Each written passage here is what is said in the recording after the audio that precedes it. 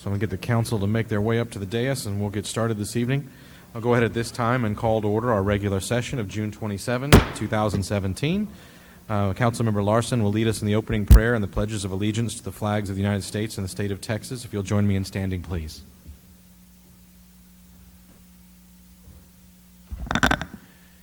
Dear Heavenly Father, thank you for the opportunity for us to join together and to have a voice in our community and in our government. And I pray and ask that you would guide us with wisdom and discernment, and that your hand would be over the decisions that Schertz makes, not just tonight, but in the future as well. In Jesus' name, amen. I pledge allegiance to the flag of the United States of America and to the republic for which it stands, one nation, under God, indivisible, with liberty and justice for all. Honor the Texas flag. I pledge allegiance to Texas, one state, under God, one. Thank you, Mr. Larson.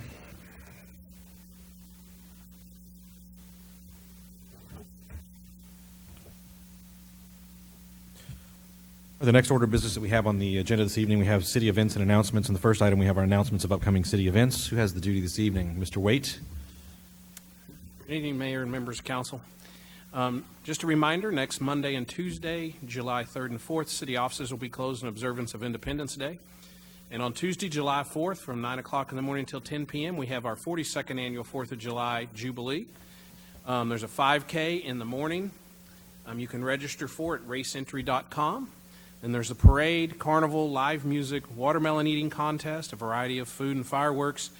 There's still the opportunity to swim in the Pickerel Park pool from 6 to 10 p.m. You need to get those tickets in advance, I believe. And they can be purchased for the swim event for $3 at the Schertz Parks and Recreation Office. And if you need more information on that, you can call extension 1850, extension 1850. And then Tuesday, July 11th is our next city council meeting after tonight, 6 o'clock here in the council chambers.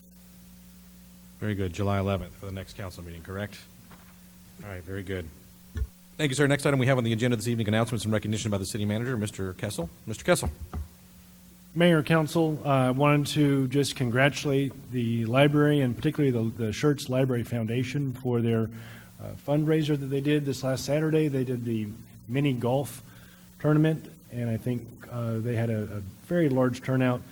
230 people participated, which is a really big number for rounds of golf. I particularly want to thank the members of the Schertz Library Foundation.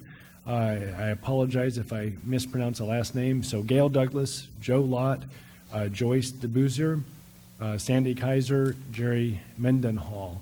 And then I also want to throw a shout out for 3 staff members from the library who participated, and that would be Lizzie Bertoya, April Tolman, and Natalie Schultz.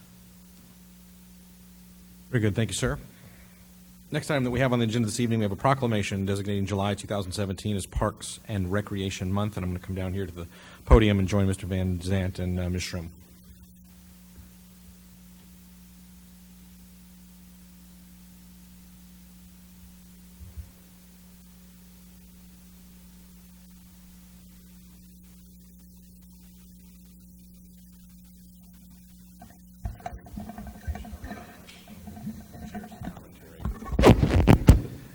Very good. Well, we're going to gather on Tuesday in one of our parks in remembrance of the 4th of July, the day that the Declaration is dated, which is an interesting time, although the vote was taken on July 2nd. And Mr. Adams, who was to become president well after that date, remarked that the day should be celebrated with revelry and parties and the putting off of fireworks and such. But he was referring to July 2nd, because that's when the day that all those who were in the room at Independence Hall cast their vote that they should leave British rule. It was a unanimous vote. Those that weren't in favor or had doubts didn't show up.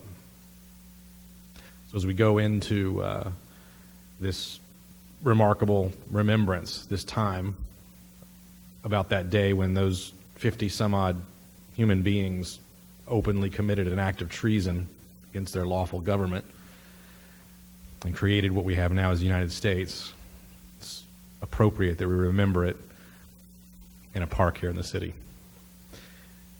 Whereas parks and recreation programs are an integral part of communities throughout this country, including here within the city of Schertz, and whereas our parks and recreation are vitally important to establishing and maintaining quality of life in our communities, ensuring the health of all citizens, contributing to the economic and environmental well-being of a community and of a region, and whereas parks and recreation programs build healthy, active communities that aid in the prevention of chronic disease, provide therapeutic recreation services for those who are mentally or physically disabled, and also improve the mental and emotional health of all citizens.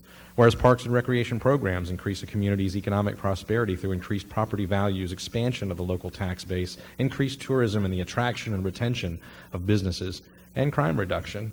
And whereas parks and natural recreation areas improve water quality, protect groundwater, prevent flooding, improve the quality of the air we breathe, provide vegetative buffers to development, and produce habitat for wildlife. And whereas our parks and natural recreation areas ensure the ecological beauty of our community and provide a place for children and adults to connect with nature and recreate outdoors. And whereas the city of Schertz, Texas recognizes the benefits derived from parks and recreation resources, now therefore I, Michael Carpenter, Mayor of the city of Schertz, do hereby call upon all citizens of Schertz to join together and recognize July 2017 as Park and Recreation Month. So we have Mr. Van Zant, Ms. Schrum. Would you like a little shot at the microphone here? Please do. I did promise Mr. James that I would make it brief, so I know you all find that difficult to believe, but we do want to celebrate National Park and Recreation Month. That's kind of we're following kind of the National Recreation Park Association lead by doing this. They've got a slogan, you know, put your play on. That's the slogan for this year. So we want you all to do that. The way we're going to do that this year is through a heightened celebration of July 4th. I think Jubilee is going to be a beautiful event. I think we've made some changes that we hope you all enjoy, and we're going to be looking to do more of those kinds of things in the future. However, that's really the only thing we have seriously planned for the month. And again, it's because there's somebody standing here, and it's me, that never really would have considered this before. So we're moving that direction. We're changing the paradigm shift in the way we do business, and we want this to be part of it. So we want to let you all know that. Ms. Schrum? I just wanted to add, to celebrate Park and Recreation Month, we also have some good news for council and citizens. We came to council a couple of months ago and asked for a match for some federal funding from the Alamo Area MPO for bike lanes, trails, and sidewalk improvements. It's a $1.1 million project. We provided a 20% match for 80% federal match, and yesterday afternoon we got approval for that funding. So we will be improving our Parks and Recreation network even more.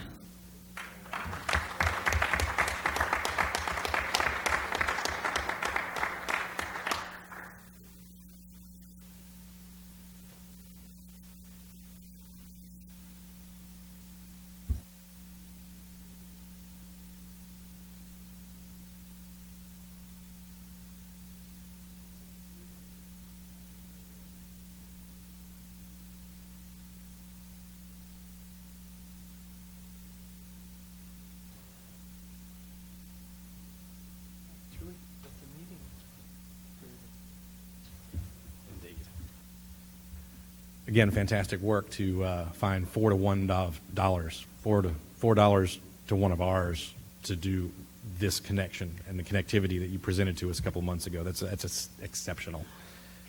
All right, the next item that we have on the agenda this evening, we have hearing of residents. There's two of you that have signed up, Mr. Womack and Mr. Baker. Do you want to wait until the public hearing to speak? Is that okay? And Carl Baker. Where, you want public hearing? Okay, very good. We'll make sure that we do that. I'm going to, with the council's indulgence, I'm going to take the meeting a little bit out of order because we have a number of guests that are here this evening to talk on the public hearing or hearings as well as some other things. So what I'd like to do then is go straight to item number 6 for the folks that have taken time out of their evening to be here. And item number 6 is a public hearing. And I'll read the caption and ask staff to give us a presentation to get us started. Item number 6 is Ordinance 17S20. It is says conduct a public hearing and consideration or action approving an ordinance to amend the Schertz Comprehensive Land Plan. And it is an ordinance by the City Council of the City of Schertz, Texas, amending the Comprehensive Land Plan by changing certain land areas to single-family residential designation and certain land areas to commercial campus designation on the future land use plan. Is that correct? That caption? Okay. It should be. Bear with me for just a moment. No problem. You probably thought I was going to start with item number 1 and go 2, 3, 4, 5, and 6. Kind of messed it up on you.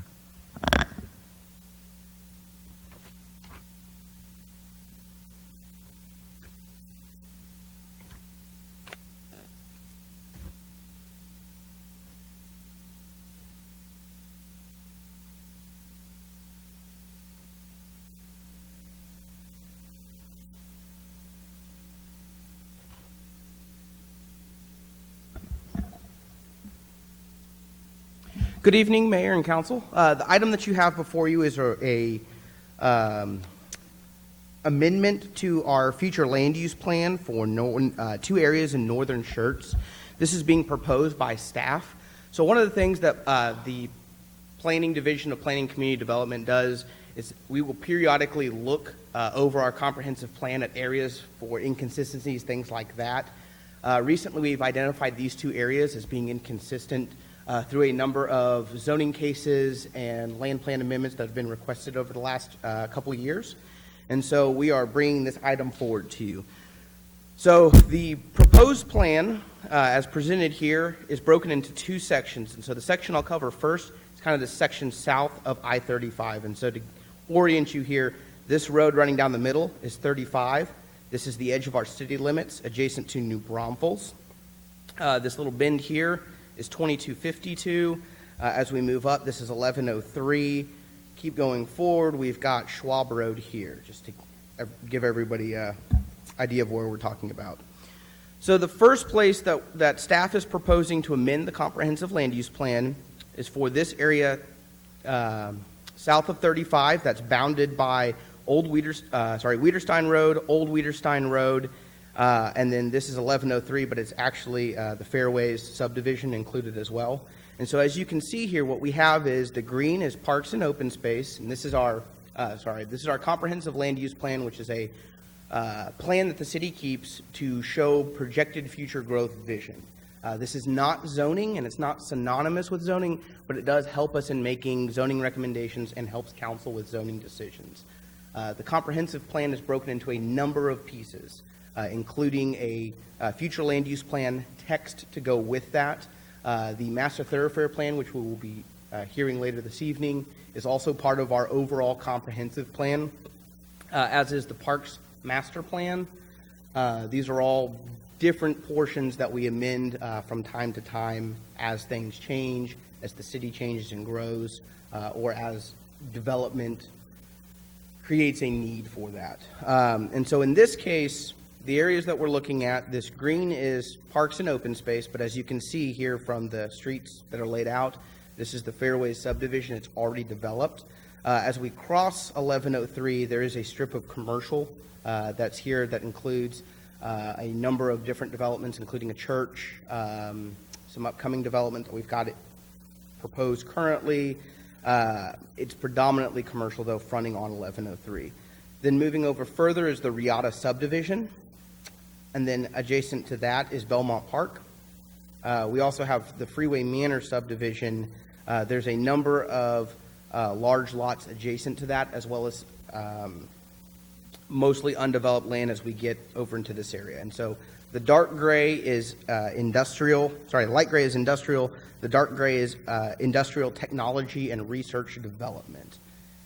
Staff feels that this is no longer an appropriate designation given the fact that we've had a number of large residential subdivisions develop here several years ago. And the remaining land here, which is undeveloped, is largely taken up by a school district lot for a proposed future school. And then there are some individually owned large tracts that are used for single-family homesteads, as well as some agricultural property that's there. And so we don't feel like the current land use proposed is appropriate anymore given the existing development. And so what staff is proposing is single-family residential. And there's a little bit bigger picture for you. So this is the current. And our proposal is to go all single-family residential, but I'd like to read to you what single-family residential means because it's beyond just single-family houses. So we define it as conventional detached dwellings for areas proposed to utilize traditional neighborhood design. The single-family residential use may include a mix of residential uses as well as limited commercial development to support the daily activities of development in the area. In all single-family residential use areas, public and semi-public development, such as schools and churches, are encouraged as neighborhood focal points.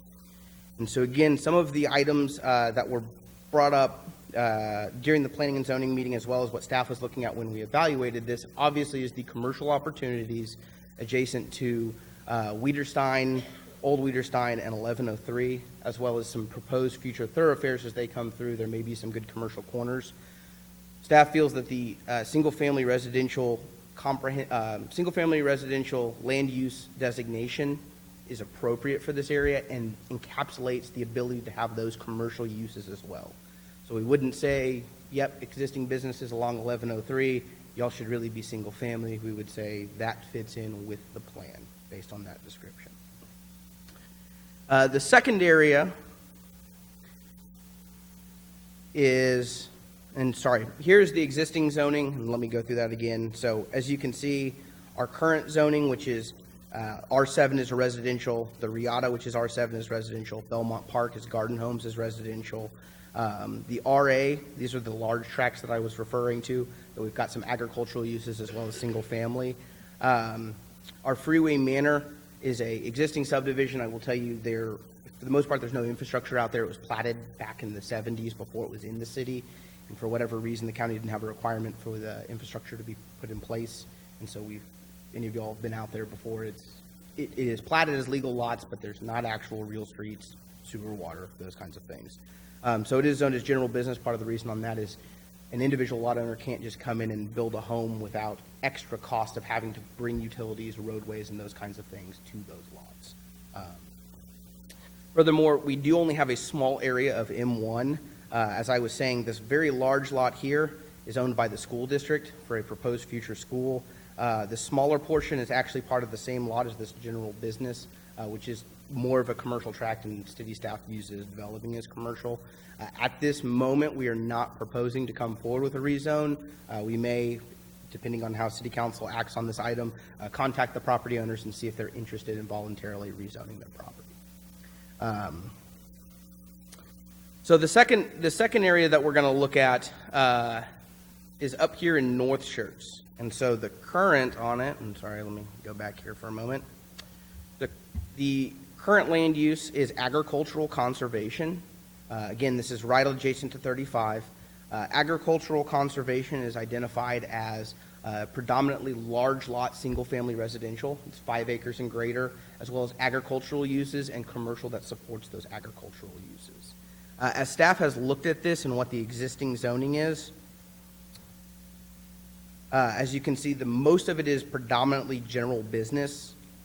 There is a little bit that's pre-development and a portion that is within our ETJ, not within the city limits yet.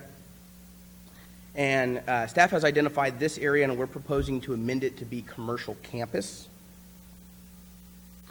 which is an area intended to encourage the development of lower intensity commercial and office uses in locations between major intersections as a buffer between the interstate highway and adjoining neighborhoods.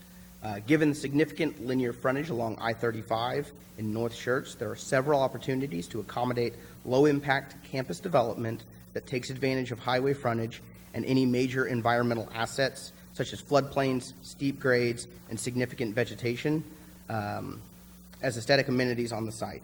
This category could also accommodate light manufacturing or flex office uses set in campus-like environments, in addition to multifamily residential located at mid-block locations and as transitions between light office, industrial uses, and adjoining single-family residential uses. And so what staff has identified on this is that we're trying to amend the future land use plan to be current with what the zoning is and what the what the area is developed as and will develop as. So as it exists today, it is general business, so somebody could come in by right, file a plat, go through the site planning process, and construct any land use which is allowed under general business, which is our kind of highway zoning district. So that's what we see pretty much all along 35 and all the development that we have much closer to 1103, 3009, and then Schertz Parkway. Most of that is general business. There's a little bit of planned development and a little bit of general business too, but I would say 90% of it is general business. And so this portion of the proposal is to make the future land use plan match what the zoning is and kind of what the existing development is. During the public hearing, which occurred at the Planning and Zoning Commission meeting on May 24th, there were a number of folks who came and spoke. In total, there were 9. We had 2 in favor, 4 opposed. The remaining 3 kind of had some questions and some observations. They didn't really indicate in favor or opposed to. There were a number of comments. Some of the ones that we kind of stuck with the most was there was a number of comments about eliminating agricultural property along the north portion of I-35 from a lot of large lot rural owners. Again, with the comprehensive land use plan, all that we're looking at is future land use designation, how the city views this property to develop in the future long term. This does not immediately impact people's ability to do agricultural practices or any other regulations because the zoning doesn't change.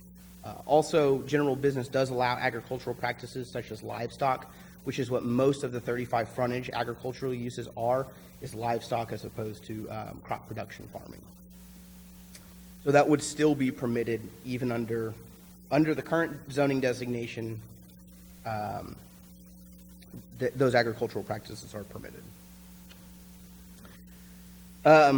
During the Planning and Zoning Commission meeting on May 24th, the Planning and Zoning Commission did consider this item and provided a recommendation of approval by unanimous vote.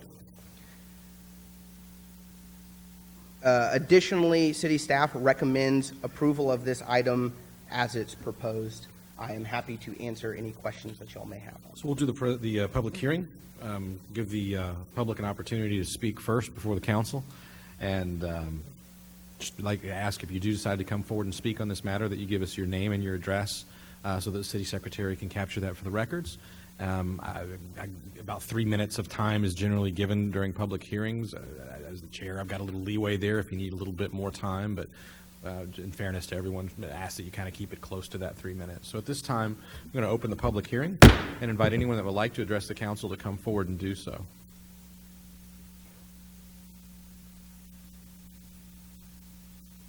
Please.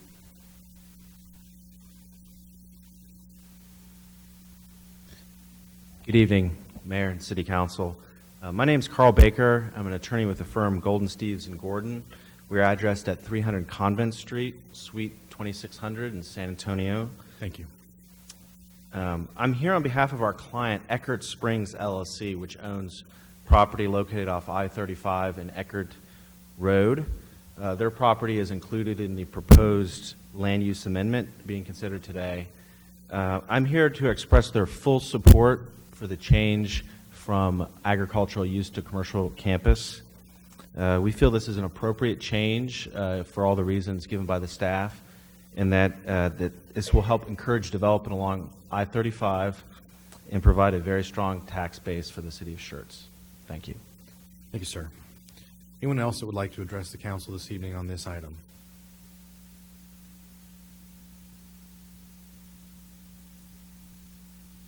Don't appear to have any takers.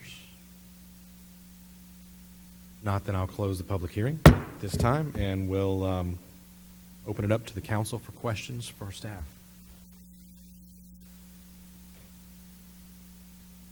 I may not have any takers. Mr. Thompson?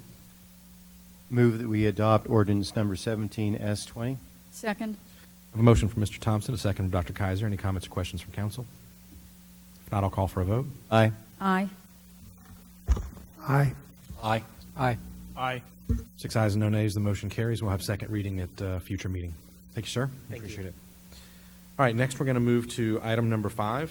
Item number 5 is ordinance 17S21, amending the master thoroughfare plan of the city of Schertz, repealing all ordinances or parts of ordinances in conflict with this ordinance, providing an effective date and other matters in connection therewith. Evening, Ms. Woodley. How are you this evening? I'm great, Mayor. Great, thank you. Council, Mr. Kessel?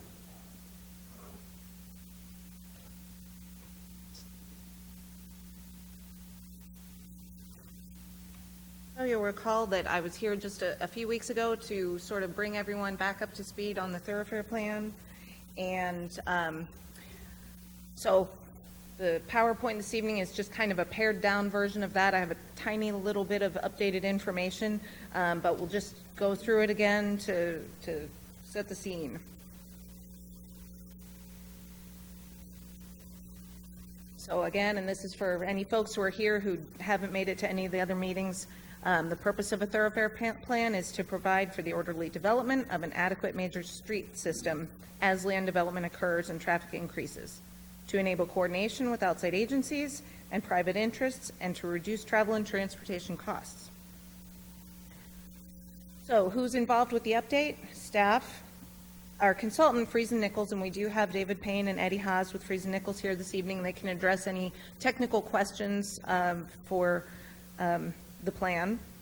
We had a steering committee involved throughout the process, which consisted mainly of the Planning and Zoning Commission, Economic Development Board, Transportation Safety Advisory Commission members.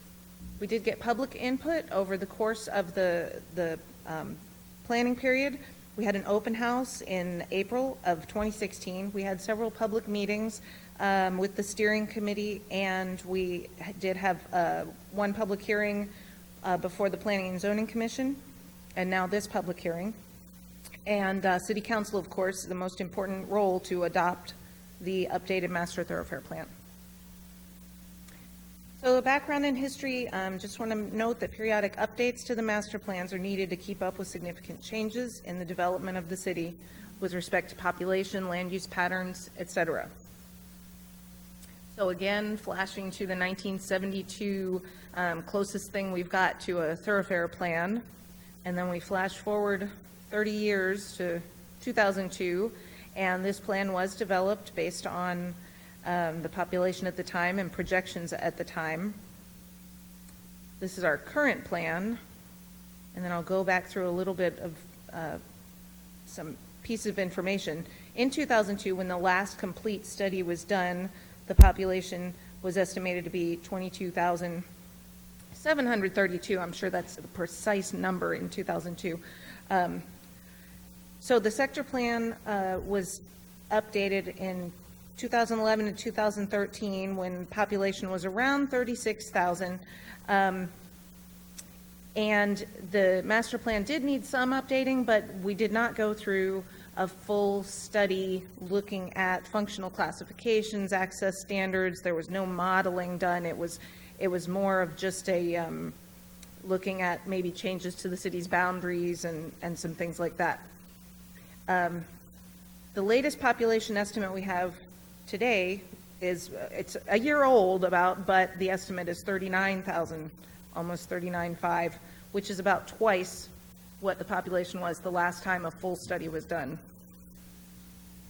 So the tasks that were undertaken for the plan were to identify issues and develop policies, coordinate with other agencies, analyze the existing system. There were traffic counts done, mapping. We looked at planning developments, an analysis of future land use growth scenarios, development of the plan, and some plan strategies and CIP programming. In other words, identifying when different roads may be expected to be needed.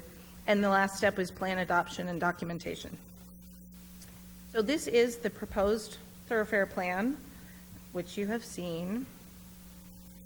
Going to go real quickly over this too. The roadway classifications, we're trying to tighten up our classifications of roadways, and we'll make it consistent across all of our governing and guidance documents. So we've got a freeway, principal and secondary arterials, residential and commercial collectors, and we have also identified existing and proposed grade separations.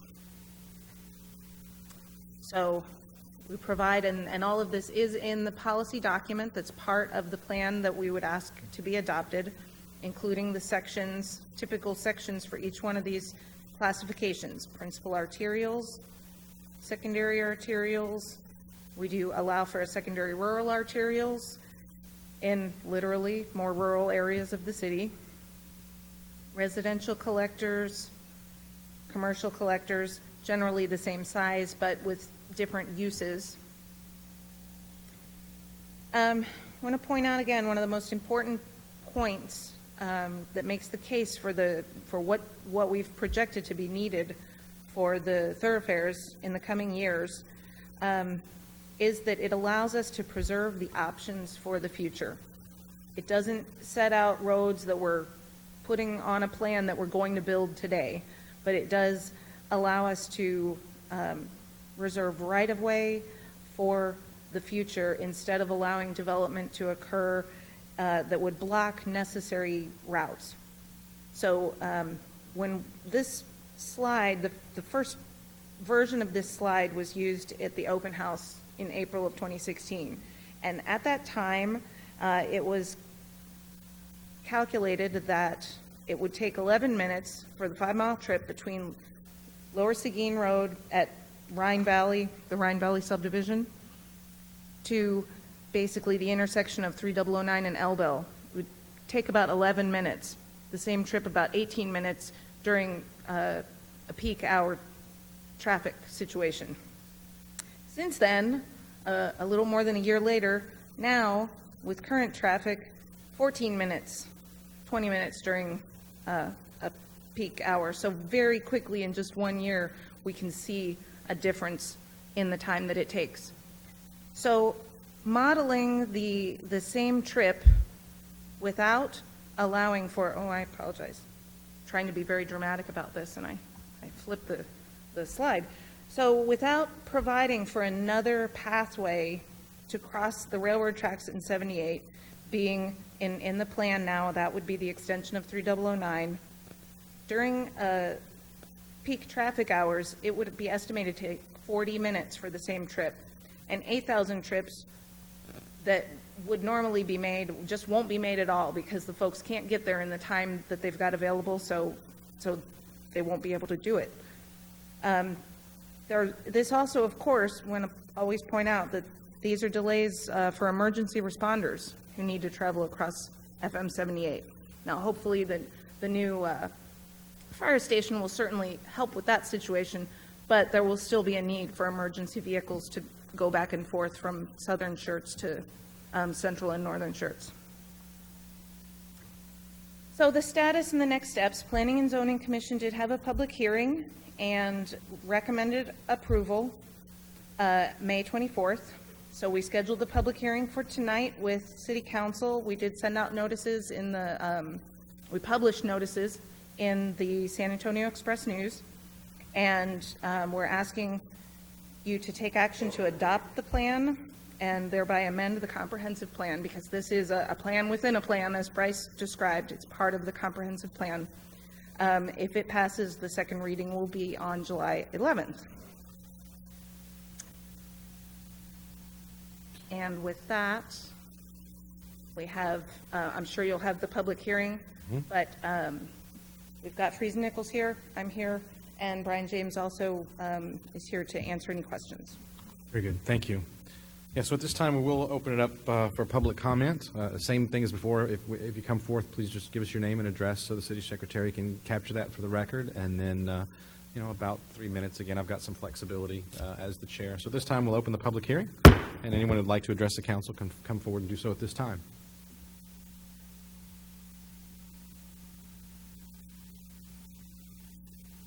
Yes, my name is Trey Womack, 8519 Tuscan Hills, Garden Ridge, Texas. Thank you, sir.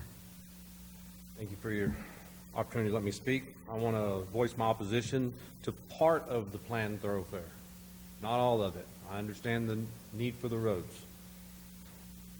I've met with many people in the city, and my opposition is to the east-west connector that's called a commercial backer that runs between 1103 and over to 2252 and then on to probably Wiederstein Road. Okay? My concern with that is that as you look anywhere in Schertz, there is no commercial backer anywhere there. You don't see it down in New Braunfels. What this is going to do is it's going to cut off part of that commercial property later on. You have none of this on the north side of 35, which is all going to, this is, you know, towards this change in the development, it's going to end up with commercial farther down also. But part of the traffic that's, when 3009 was changed, is from people coming out in Garden Ridge, Rockwall, all north into Schertz. And so that's why 3009 is so backed up all the time. But you have nothing that's going to, if Wiederstein was ever to go across, which you have an overpass there, but if that planned thoroughfare was to go there, and then you had another, something that cut from 3009 back over to there, you know, that would alleviate part of the problem that you're going to have later. I just don't agree with the east-west connector when you already have Old Wiederstein, you have Green Valley, you have other roads that cut through. And when you look at what's on 35 right now, 3009 is built up on the corners. Schertz Parkway, you're built up on the corners except where the nursery is. You go farther down Wiederstein, part of that's in Cibolo. You've got the one big corner that's right there. On the other side, there's no road that goes across. When you start coming across and you take that north-south, which is a connector that you're talking about taking back down to Old Wiederstein, if you start messing with all those corners, then you're going to have a hard time getting your development in there, which is what the whole change of all of 35 is going into. I mean, I realize that what you're going to want is more commercial sooner or later. But I just disagree with the east-west connector. I do understand, you know, you have to go north-south. And I think having the other stuff, Old Wiederstein, some of the other roads, I don't understand why just that one area, y'all want to come in front of Rialto, the other subdivisions right there, when you're not doing anything farther down at Schwab Road. You know, I mean, we already know that you're putting the lift station in down that they did at the new subdivision. Homestead has a lift station they put in. They increased the size of the lift station. Part of the reason for that is to probably support commercial on 35 down there, on both sides of Schwab Road. But yet there's no road there. So why I don't understand why that's like that. That's my only concern, and I just wanted to voice that. Okay, thank you. Good. Thank you, sir. Anyone else who would like to address the council on this item during the public hearing?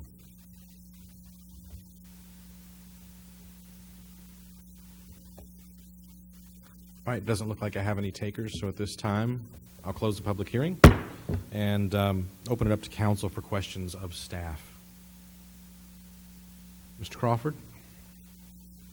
Ms. Woodley or Mr. James, have you all talked to Mr. Womack about this? Has that been an ongoing discussion that is worth continuing possibly? Sure.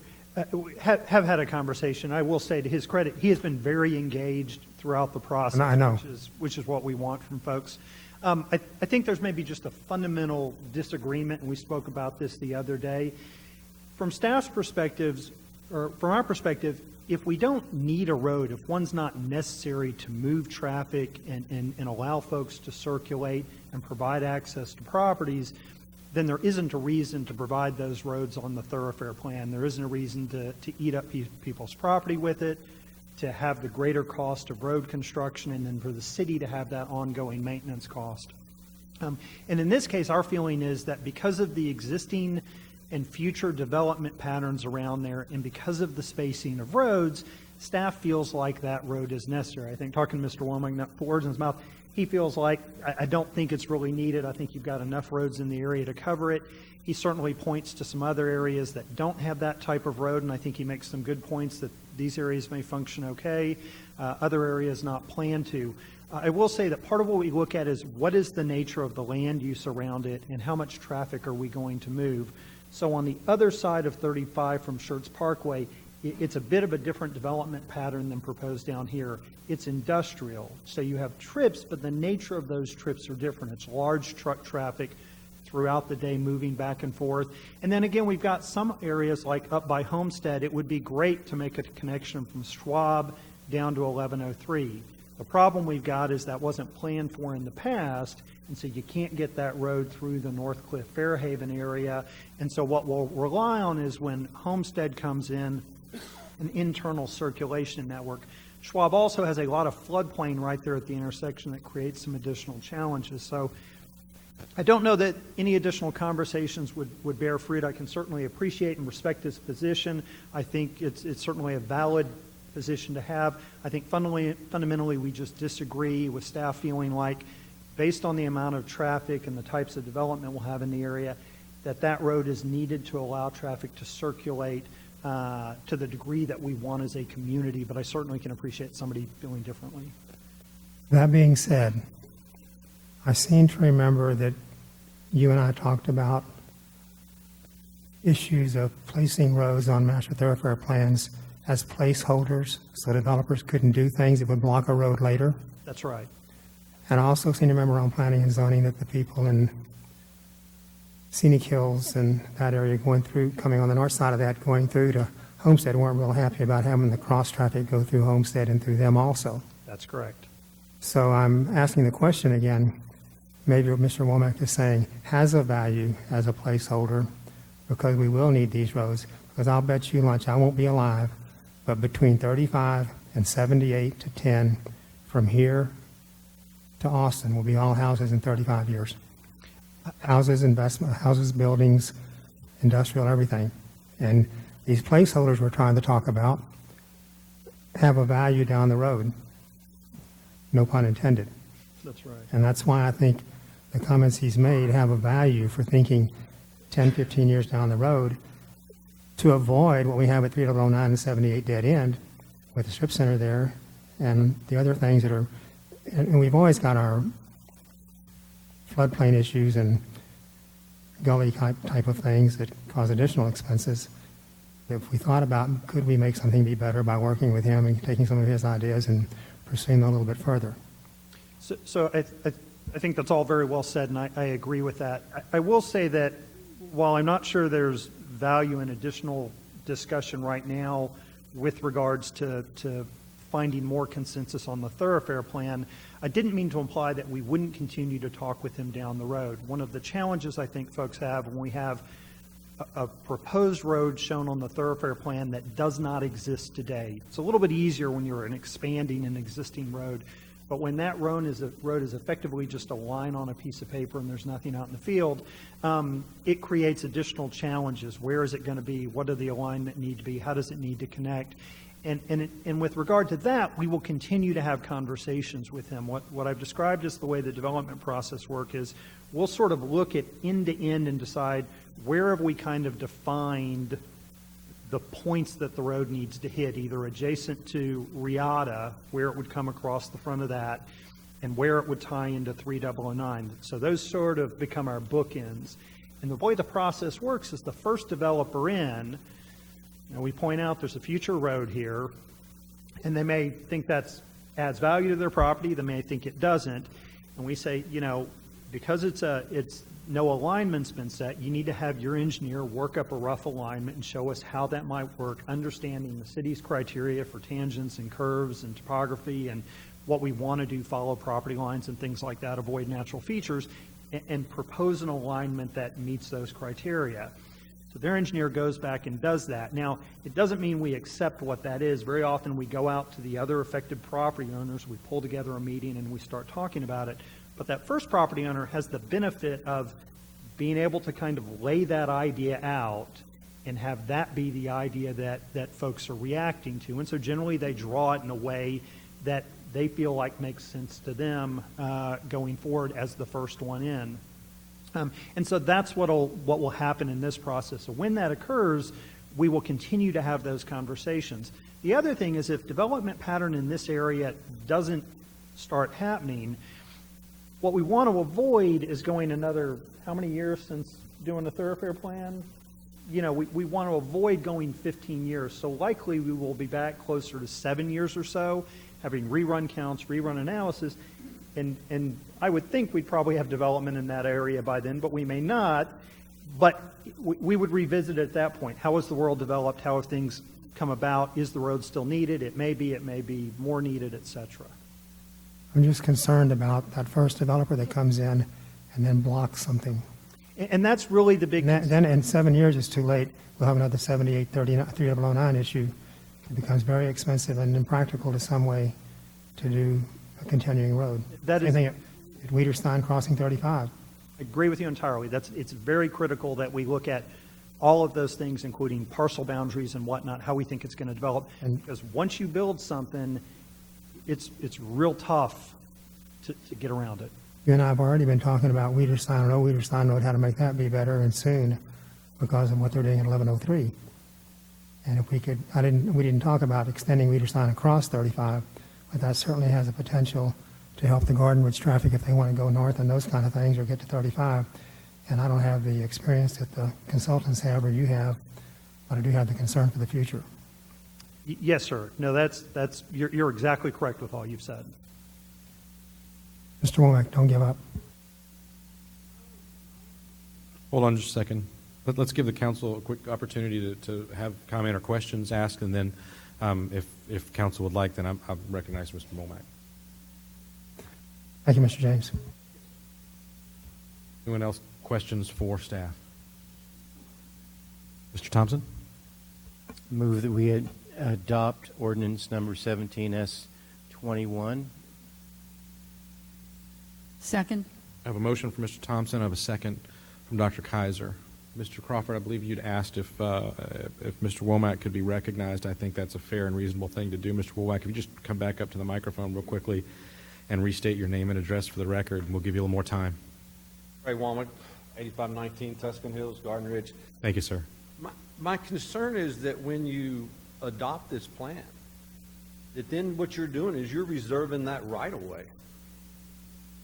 And what that does is if it's not noted, then it affects property there for everyone that's up there.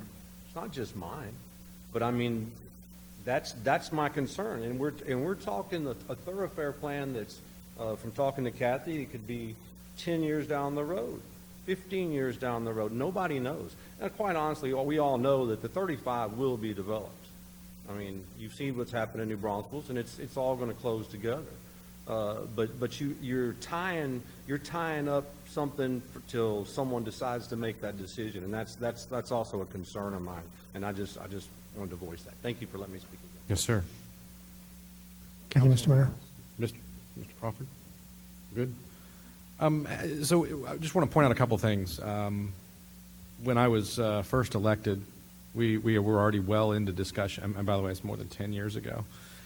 We were well into discussions about 3009 and the potentiality of that being extended out to 10, and the council, through changes in its makeup, went one direction and another, and eventually we came to the point that we said we'd rather have some commercial development there at the end of 3009, and we opted not to stick with the thoroughfare plan that we had back then.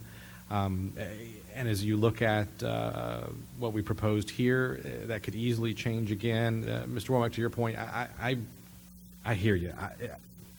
There's a delicate balance between the long-term interest of the community in the aggregate and the almost sacred rights of the property owner, and we balance those very, very delicately. I guess what I would say is that as things change, if something comes forward and the property that you have has a proposed development on it that the city finds to be just really exciting, it's something we want to be in a partnership with, we've been very flexible with property owners and saying, you know what, maybe the road needs to go a different direction, maybe we need to work together on how you're compensated, maybe we need to build the thing together. There's many, many ways we've done that with different projects, and I think as we get into the future that we'll maintain that cautiously business-friendly attitude and find ways where you get to win and the city gets to win as well. With that said, I do have a motion and a second. Any other comments or questions from council? If not, then I will call for a vote. Aye. Aye. Nay. Aye. Aye. Aye. I have 5 ayes and 1 nay, so the motion carries. We will take this up again, I believe, on July 11th at our next regularly scheduled meeting. Since this is an ordinance, it does have to be heard twice. All right, and again, if the council will indulge me moving around various places on the agenda, I'd like to move to item number 12, which is Resolution 17R41, a resolution by the City Council of the City of Schertz, Texas, authorizing the acceptance of assignment of the city's exclusive solid waste franchise agreement and other matters in connection therewith. Mr. Waite, I think you're listed on this one, or someone else have it?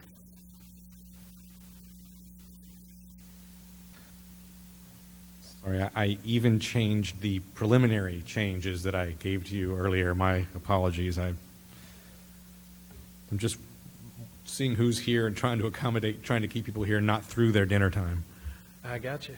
Mayor, members of council, wanted to take a few minutes this evening. We were approached back in mid to late May by the current owner of Bear Waste, Miguel Gutierrez, to inform us that he and his family had made a very, very difficult decision.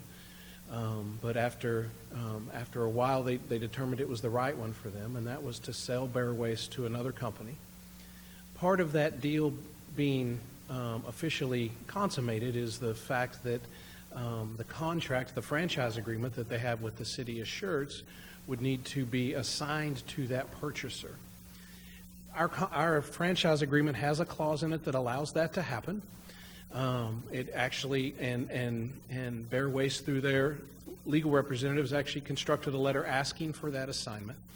However, before we proceed with that, we wanted to take a few minutes and allow Miguel to address the council, the mayor, as well as the community at large, explain a little bit about what is going on with them, and then also introduce you to the vendor that they've elected to sell themselves to, and then we can finish up on what we need to do to accept that assignment if that's council's desire. Very good. So, Miguel's here at this time. Miguel, please. Thank you. Absolutely. Council, staff, good evening. I see Robin's the only one who got the memo about the fluorescent shirts tonight, so. Yeah, I missed out. As many of you know, I've been in the position that I'm at since my father was murdered in his home on Christmas Eve of 2015. Since then, I've taken it on as my responsibility to continue running the business to the best of my ability.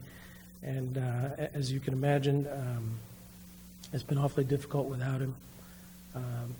You know, we used to joke that he didn't do a whole lot, but you know, George and I are sure stretched thin without him. So I mean, he was the night shift, and he did all the behind the scenes work, and you know, he got plenty of FaceTime with you folks, and so the decision was made some months ago that we might want to start looking at getting out of the business, given that the crime is still unsolved. You know, it's just a cloud that hangs over everything that we do, and it's a constant reminder of what's happened, and it's just very difficult.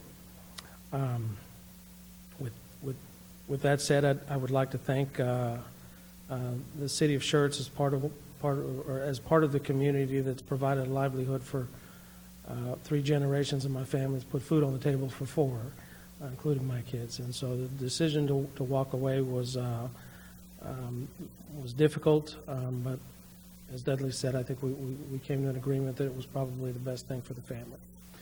The choice to go with Republic was a little less difficult because it's the company that my father had been having discussions with, and it was about the only one that he felt comfortable with. You know, there's some that would have paid more money, some that you know, would have made promises, and ultimately my goal, as was his, was to make sure that not only do we get something that was good for the family, but also good for the community. And I believe that Republic Waste is probably, or I'm sorry, Republic Services is probably the best bet in this area. They're good corporate neighbors wherever they're at, and they've got a number of municipalities that they service down there currently, including Kirby and a few others here nearby. They understand that they've been to several of these now, so they understand they've got some big shoes to fill, but I believe they're up to the task, and I don't have any reason to believe that they won't do as good a job or probably a better job than we've been able to. you got a lot of resources, and I think they'll probably be a good fit for the city. You know, we wish things were different, but unfortunately they're not, and so here we are. If anybody's got any questions for me, I'd be happy to answer any. If not, I'd like to introduce a couple of folks that are here tonight. They usually bring an army with them, but we're just down to a couple tonight here, getting towards the end of the quarter. So if anybody has any questions of me, I'd be happy to answer those before I introduce them. I'd just like to once again tell my favorite story about Bear Waste and the kind of company that they have been. I've lived here since 1998, and when I first moved in, they were there day one, many times, and I'm pretty sure that the crews didn't know that's near where the mayor lives, or that's near where the councilman lives. I got to see them as they would come upon trash that was put out in front of somebody's house, and it had more than could fit in the container, and set it on top or outside, and it get knocked over and opened up by some critter overnight, and the guys would just pick it up like it was their own house, like their mom lived there. And that's the kind of care and service that's been given to us by the Gutierrez family for, as you say, generations. And I just can't thank you enough. And so if the council wishes to add anything, I'll certainly let them do so. But on behalf of all of the residents of this city, all of the staff, all of this council, and my family in particular, thank you. What an amazing business and service you've given to this entire community. Oh, I appreciate that, Mr. Mayor.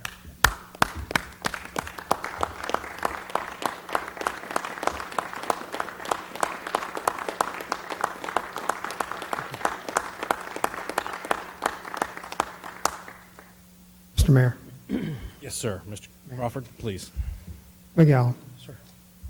Before I got on council, I have a deal with your guys to pick up the recycle stuff. I take a little cardboard box and I put brownies or cookies in it and set it by my garage door. And they bring my carton back up and they take the cookies. If Republic does as well, I'll do the same for those guys and gals. Well, But it's been a pleasure to do that for them. And they always smile. So thank you very much. Indeed. Mr. Davis?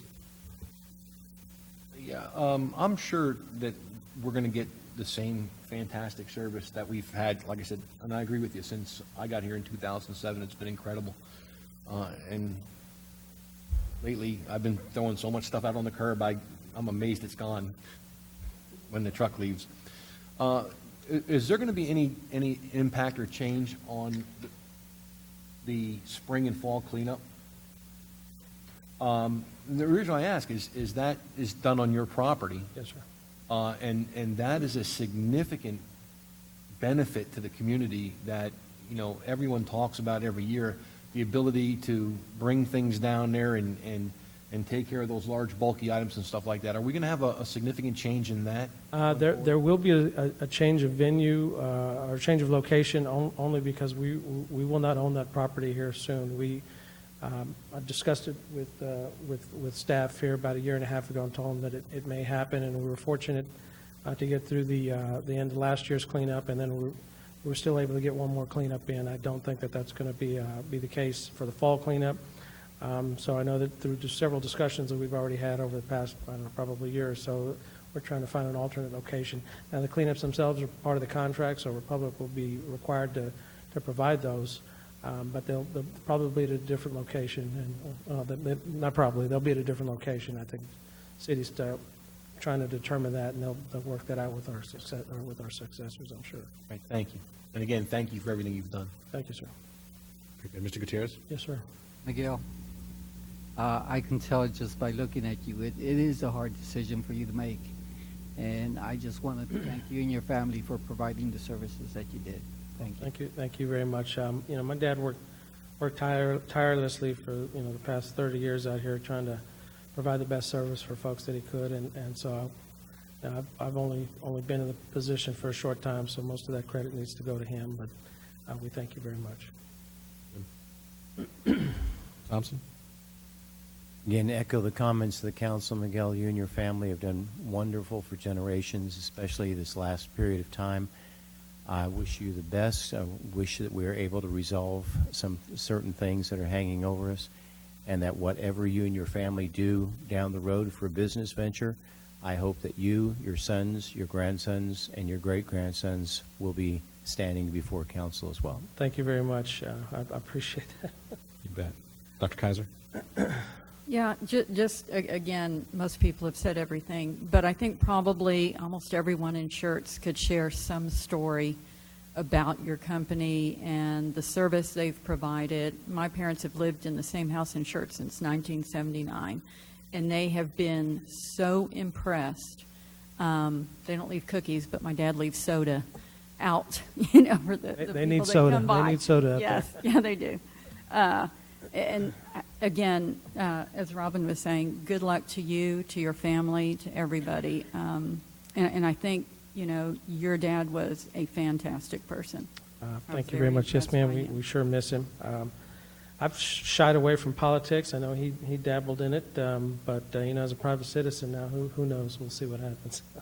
Thank you very much. Thank you, ma'am. With that, I'd like to introduce the folks with Republic. I believe we have the landfill administrator and the municipal manager here, Tom Armstrong. I'll let him have the podium. And Mayor, if you would, while Tom's coming up here, Miguel's talked several times about how they've worked hard since his father was killed to make sure that the city and the cities around us continue to get that tremendous coverage. And as being a part of the team here at the city that works with our solid waste franchisee and was doing it with his dad and with Miguel, I think it's important. I've told Miguel this several times in private meetings, but I think it's important to say publicly that like so many great men do, his dad raised a son that is a better man than him. And Miguel has done an awesome job with what they've been through to make sure that not a beat was missed and that things have improved in the operation of our solid waste franchise under his leadership. And I just think that needs to be said publicly as well so that everybody on council understands that. He's a little reserved about that, but he has done a tremendous job running that organization. Thank you, Mr. Waite. It's well put. Good evening, Mayor and Council and staff. My name is Tom Armstrong, and I'm the Municipal Services Manager for Republic Services. And Mr. Crawford, if there's cookies involved, I'll come get your recycling bins myself, if that's... You're on. First of all, hats off to Miguel. Every one of these council meetings I've been to with him, I'm fighting back tears myself. I knew Henry, and I worked with Henry at our landfill.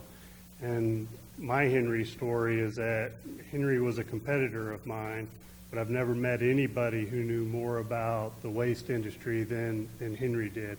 And Henry always very willingly would share that knowledge with others, including myself. And I'm always thankful and grateful for that. I considered him a mentor of mine. So with that, we're honored to attempt to carry on that same tradition in Schertz and the rest of the communities that bear waste service. Miguel and his team have been very accommodating to us, sharing information and processes in an attempt to make this entire transition as seamless as possible. Mr. Kessel and his staff, Dudley, we've been meeting over the last several weeks to make sure that we have everything lined up. And after yesterday's meeting, we decided that we would be meeting weekly to just discuss how it's going, address anything that comes up as we move through this transition. So I think that's a really good way to stay on top of it. I think open lines of communication are the best way to make this as seamless and transparent as possible. So we look forward to working with you, and it's our desire to, like I said, carry on the same tradition that Miguel and his family have in the community. Very good. Council, any questions for this gentleman, Mr. Crawford? I'd like to make a motion, if that's okay. Absolutely. I make a motion we approve Resolution 17R41. Second. I have a motion from Mr. Crawford, a second from Dr. Kaiser. Any other comments or questions from council? Mr. Thompson? Question, how are the employees going to fare in this transition? Are there going to be layoffs? Are you going to retain the current employees? Obviously, we want to make sure they're taken care of. Yes, sir. It's our intention to accommodate as many that are willing to come on board. So we're in the process right now of doing interviews and background checks. A bunch of them have already been approved and have agreed to terms and are going through new employee orientation, which is pretty rigorous. So we're starting that actually early because there's a lot of safety processes in place that we use. So we're trying to keep everything as is. You know, service days will remain the same. Whatever containers you're currently using, you'll continue to use those containers. As those wear out or break, we will then replace those with Republic branded carts, and same thing with commercial cans around town. So same drivers, same trucks. As trucks wear out, they'll be replaced with Republic branded trucks. Good, Mr. Gutierrez. When's the expiration of the agreement? The agreement was extended to a 10-year franchise in August of 2015, so 2025. 2025. Thank you. Anyone else? I do have a motion and a second on the floor. Call for a vote. Aye. Aye. Aye. Aye. Aye. Aye. 6 ayes and no nays. The motion carries. Thank you both. Thank you very much. Appreciate it, gentlemen.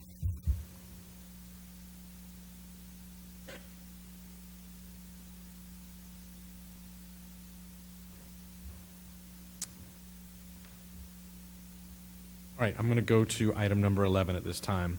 Item number 11 is Resolution 17R42, a resolution by the City Council of the City of Schertz, Texas, authorizing an amendment to the existing development agreement, Schaefer Road, FM 1518 area, and other matters in connection therewith. Mr. James.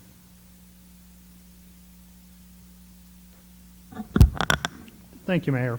The staff report provides a good bit of background with regard to this item, but essentially what we have is proposed amendment to a development agreement. We often commonly refer to those as a delayed annexation agreement with the Friesenhans to essentially kick back the time we would automatically annex the property if it is not developed another 5 years. It was initially a 10-year agreement.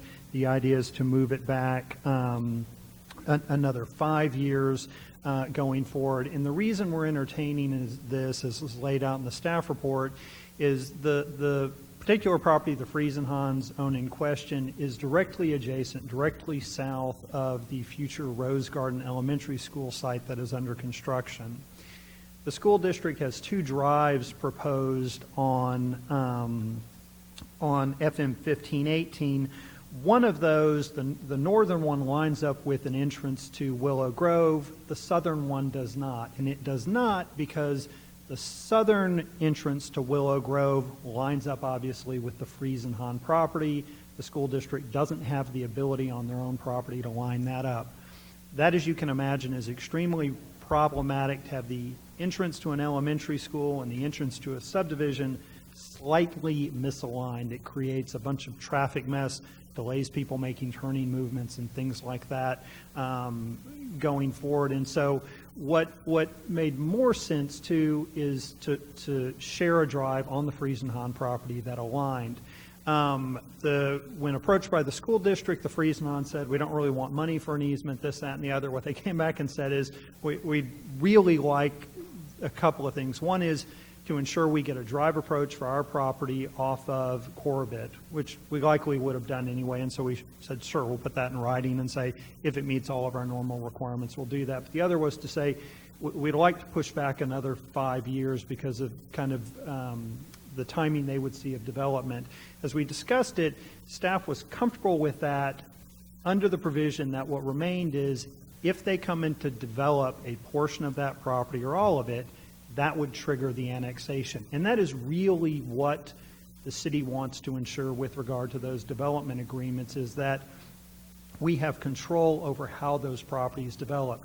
There isn't necessarily something that's important or that's a priority about annexing in agricultural land that's farmed and ranched today. It's really about ensuring we control the future development on that. So it's a little bit unusual.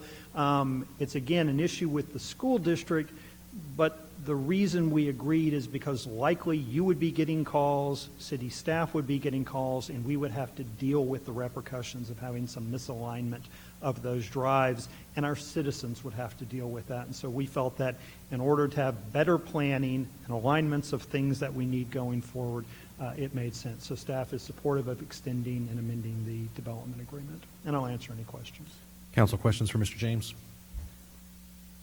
Mr. Mayor.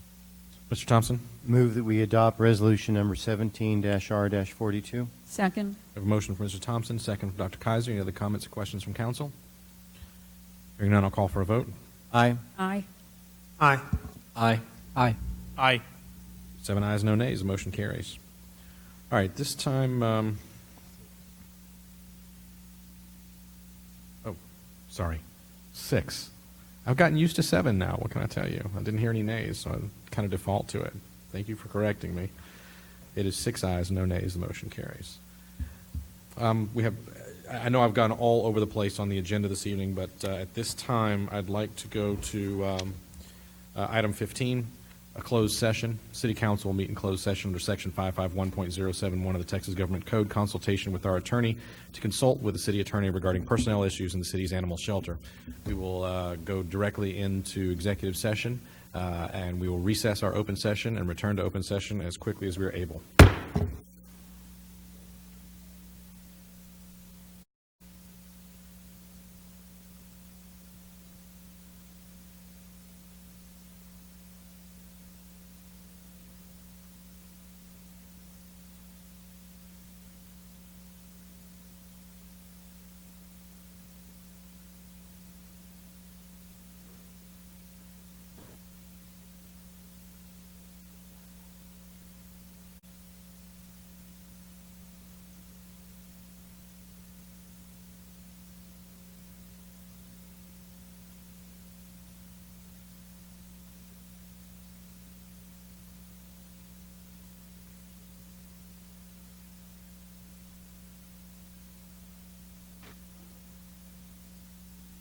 All right, looks like the council is all back on the dais, so we will call our our open session back to order this time. And let's see where I was. We had just finished up 15. Item 15A, take any action based on discussions held in closed session under agenda item 15. I do not believe there are any actions to take. So let's go and we'll move now to our workshops. We have several of those this evening. First workshop this evening is discussion regarding the City of Schertz support for the Schertz Housing Authority, including funding. This is an item requested by Councilmember Davis. Is there a staff presentation on this one, Mr. James? Just a few brief comments to sort of set the stage on this one. One thing I would note to kind of set the stage is while it's the Schertz Housing Authority is not connected with the City of Schertz. It's not a board, not a commission, separate organization for folks who may not have known that. So the city has the ability to provide funding to outside organizations unrelated to it, nonprofit organizations and things like that. And we've done that at various times with various organizations. But that's based on a finding that's made that there is a public purpose to it, that they provide some mission and support, if you will, for some activity in the community that is of interest to us and is relevant to us. Now, so for instance, that may be providing medical care or things like that. That may be providing assistance with some sort of transportation service. In this case, it may be providing housing to those folks who need it, who are disabled or lower incomes or things like that, as may be the case. So we certainly have the ability to do that. What staff would need, though, is time to prepare and work through and develop an ordinance or a resolution with those findings that, based on their mission of providing housing and serving this need in the community, the city could find that and provide funding for their operations. a couple of things to think about. One thing that council could do certainly is dictate how those funds are spent very directly.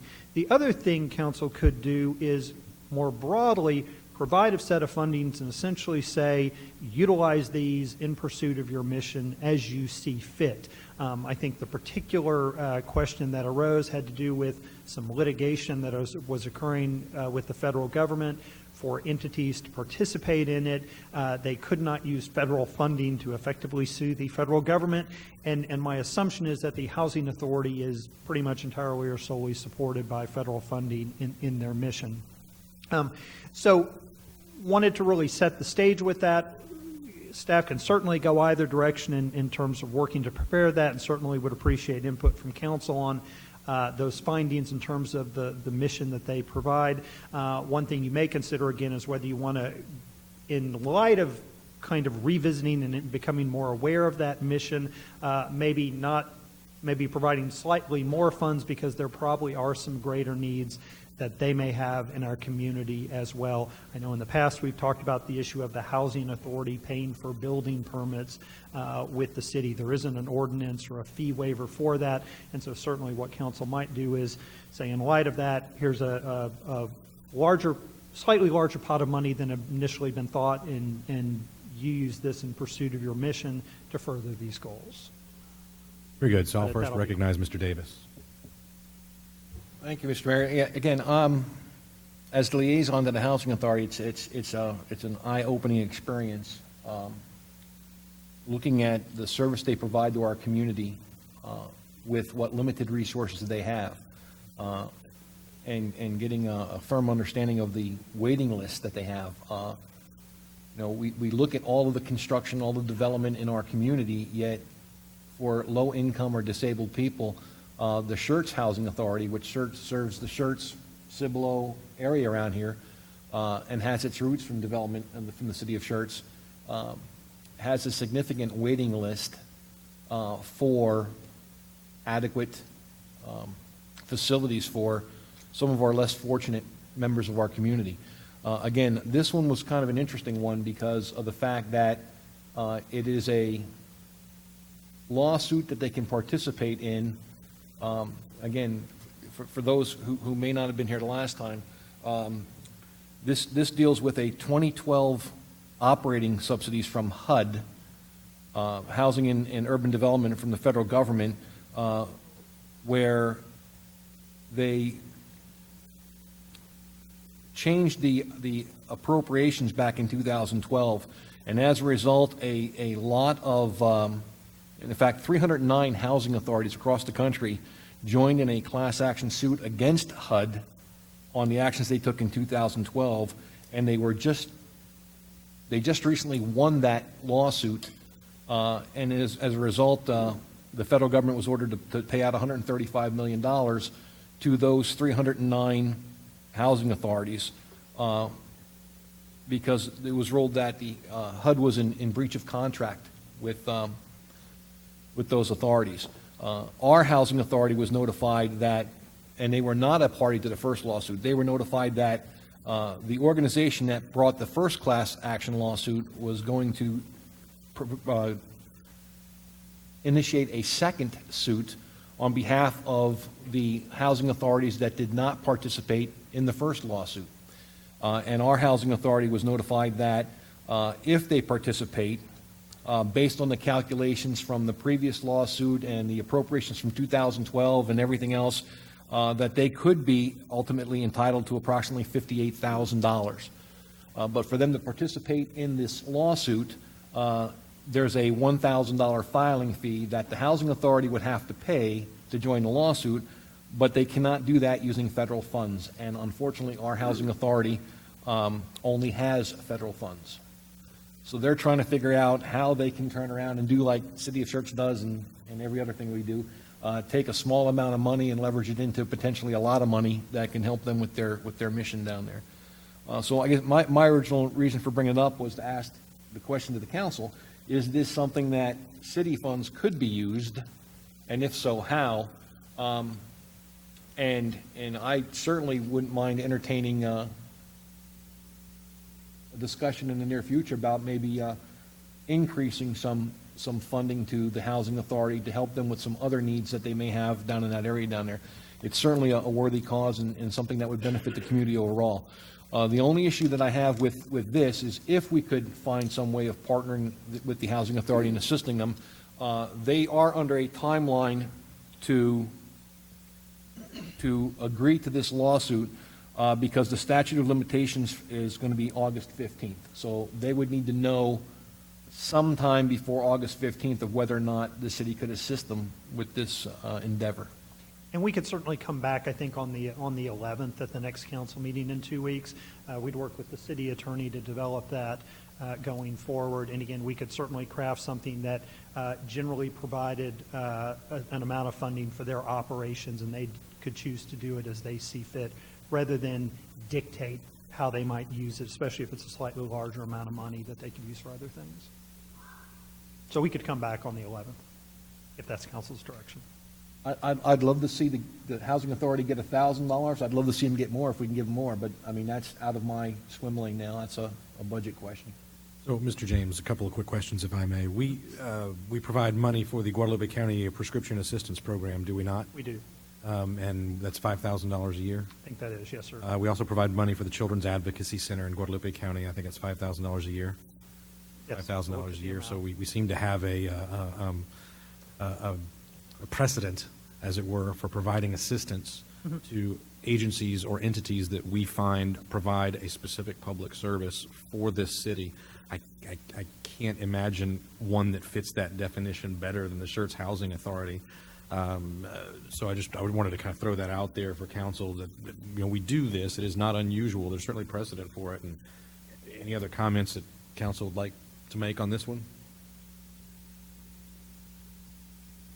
We are only posted for discussion, so we can't take any action. But I think it would be great for you to come back to us with some verbiage that would help us in our finding that this does indeed serve a public purpose. Yes, sir. And perhaps with a couple of dollar amounts that we might consider. I would think $5,000, like we do with these other agencies, would make a lot of sense and would be well received. Yes, sir. We'll do that on the 11th. Then. Is that something that will be on the agenda on the 11th then? Yes, sir. We will have it on the agenda for the 11th. Thank you. All right, thank you, sir. Next item that we have on the agenda this evening is review, discussion, and possible action regarding the city charter. I think, Mr. Thompson, that you requested this after the discussion that we all had last time. Correct. In light of the lengthy agenda we still have to go, I would motion that this be postponed for another 30 days, or even after that to when we have a lighter agenda. Second. I have a motion and a second. Any objection from council? Any other commentary? We don't even have to call for a vote. There's no objection. So ordered. Let's move on. Thank you, Mr. Thompson. The next item we have is discussion update regarding the City of Schertz second quarter financial statements. Good evening. Walters, good evening.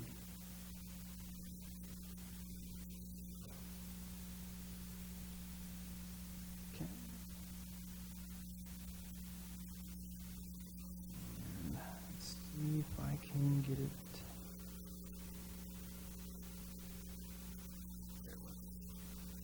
All right.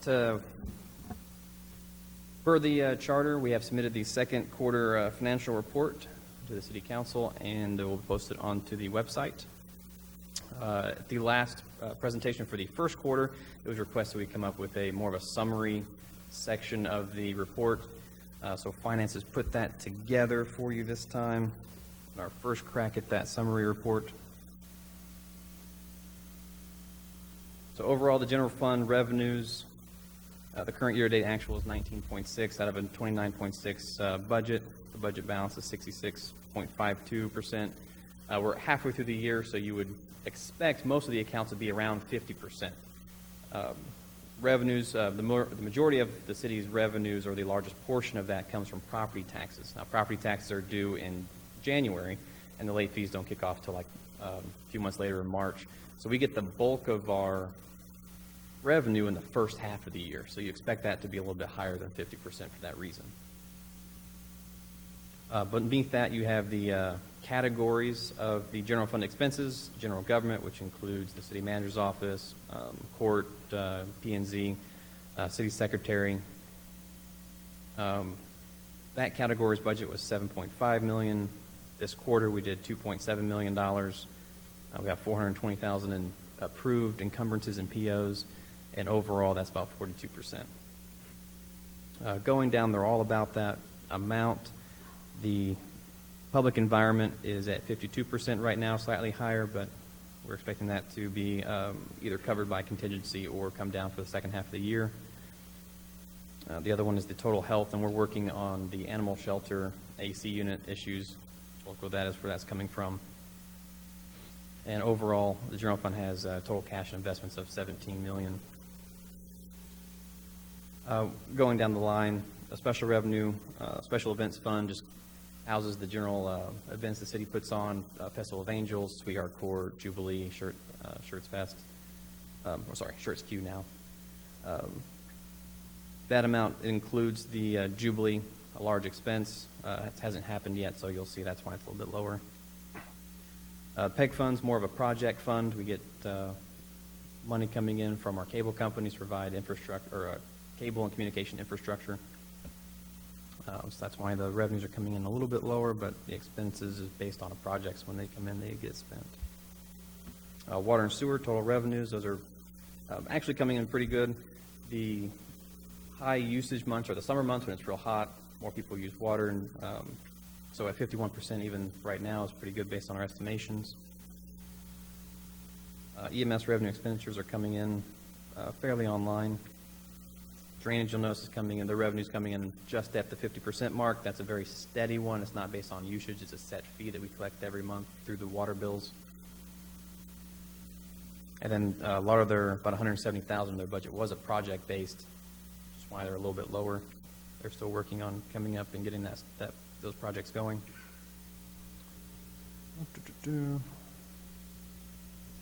Hotel occupancy tax coming in a little bit less. The expenditures are coming in on target.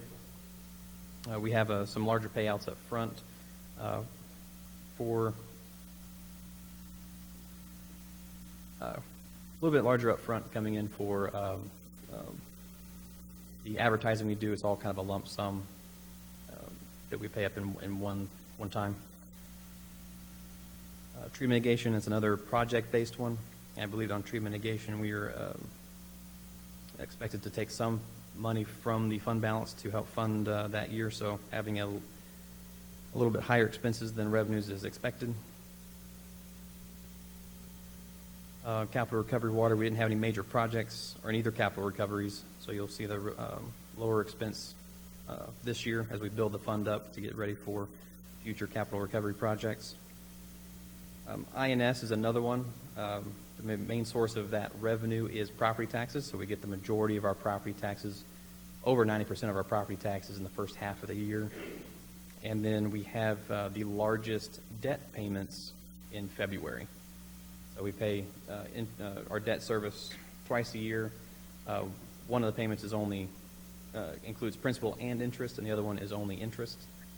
So the majority of our February payments are both principal and interest payments, and then we'll have a smaller payment in September. And the economic development coming in about target with their sales taxes, and then they have a project fund that's pre-budgeted about $1 million, so if a project comes along, they can act on it, and that one we haven't seen any expenditures so far this year, so that's why their expenses are a little bit low. Total cash and investments in the bank is just over $50 million currently right now. Now, if council has any questions, I can go dig into a specific page or section of the report, or if you'd like to see another specific item on the summary for next time, we can go ahead and add that too. Council, any questions for Mr. Walters? Doesn't appear that we have any questions at this time, sir. Perfect. Thank you. Next item we have on the agenda this evening is in the workshop. We have discussion and update on the HVAC system design and repairs at the Animal Adoption Center. Mr. Waite.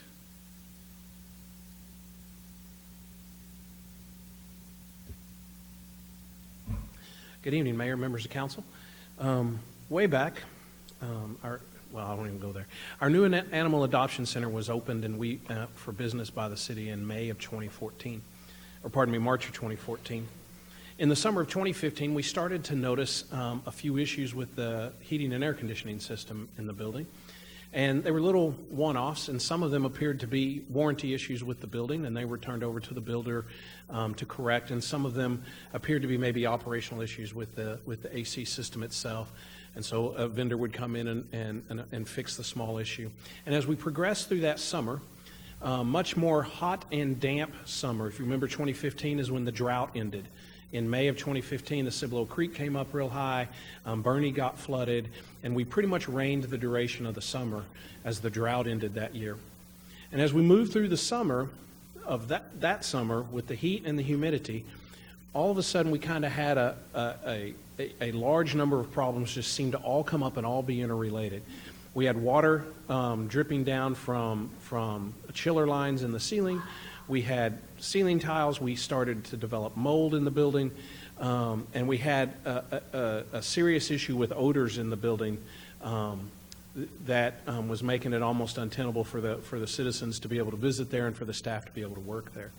So we assembled a team in September and October of 2015 that consisted of the city management, marshal's office, animal control, our building folks, as well as the design architect of the building, the HVAC engineer, and the builder of the building itself. And we started meeting on a bi-weekly basis to start addressing a number of these issues. The HVAC system installed in the animal control building is what is known as a variable refrigerant system. So what that means is that we have a couple of outside units that produce the refrigerant, pressurize it, and send it. But instead of sending it to one or two air handlers, we send it in a lot of the rooms to individual AC units in each room that take that chilled refrigerant and cool off that room individually. And then for the rest of the building, we send it upstairs to several air handlers up there where it is then used in a more normal AC configuration. The building was built that way for a number of reasons. One is it's a very challenging building to heat and cool because both ends of the building are not air conditioned. They're not a part of the core of the building where we condition the air. And so those ends of the buildings are usually open to the atmosphere. We have roll-up doors so that the animals are more comfortable. We may lower those a little bit in the wintertime if it gets a little bit chilly, but we don't condition that air. But we go in and out of those kennels all day long.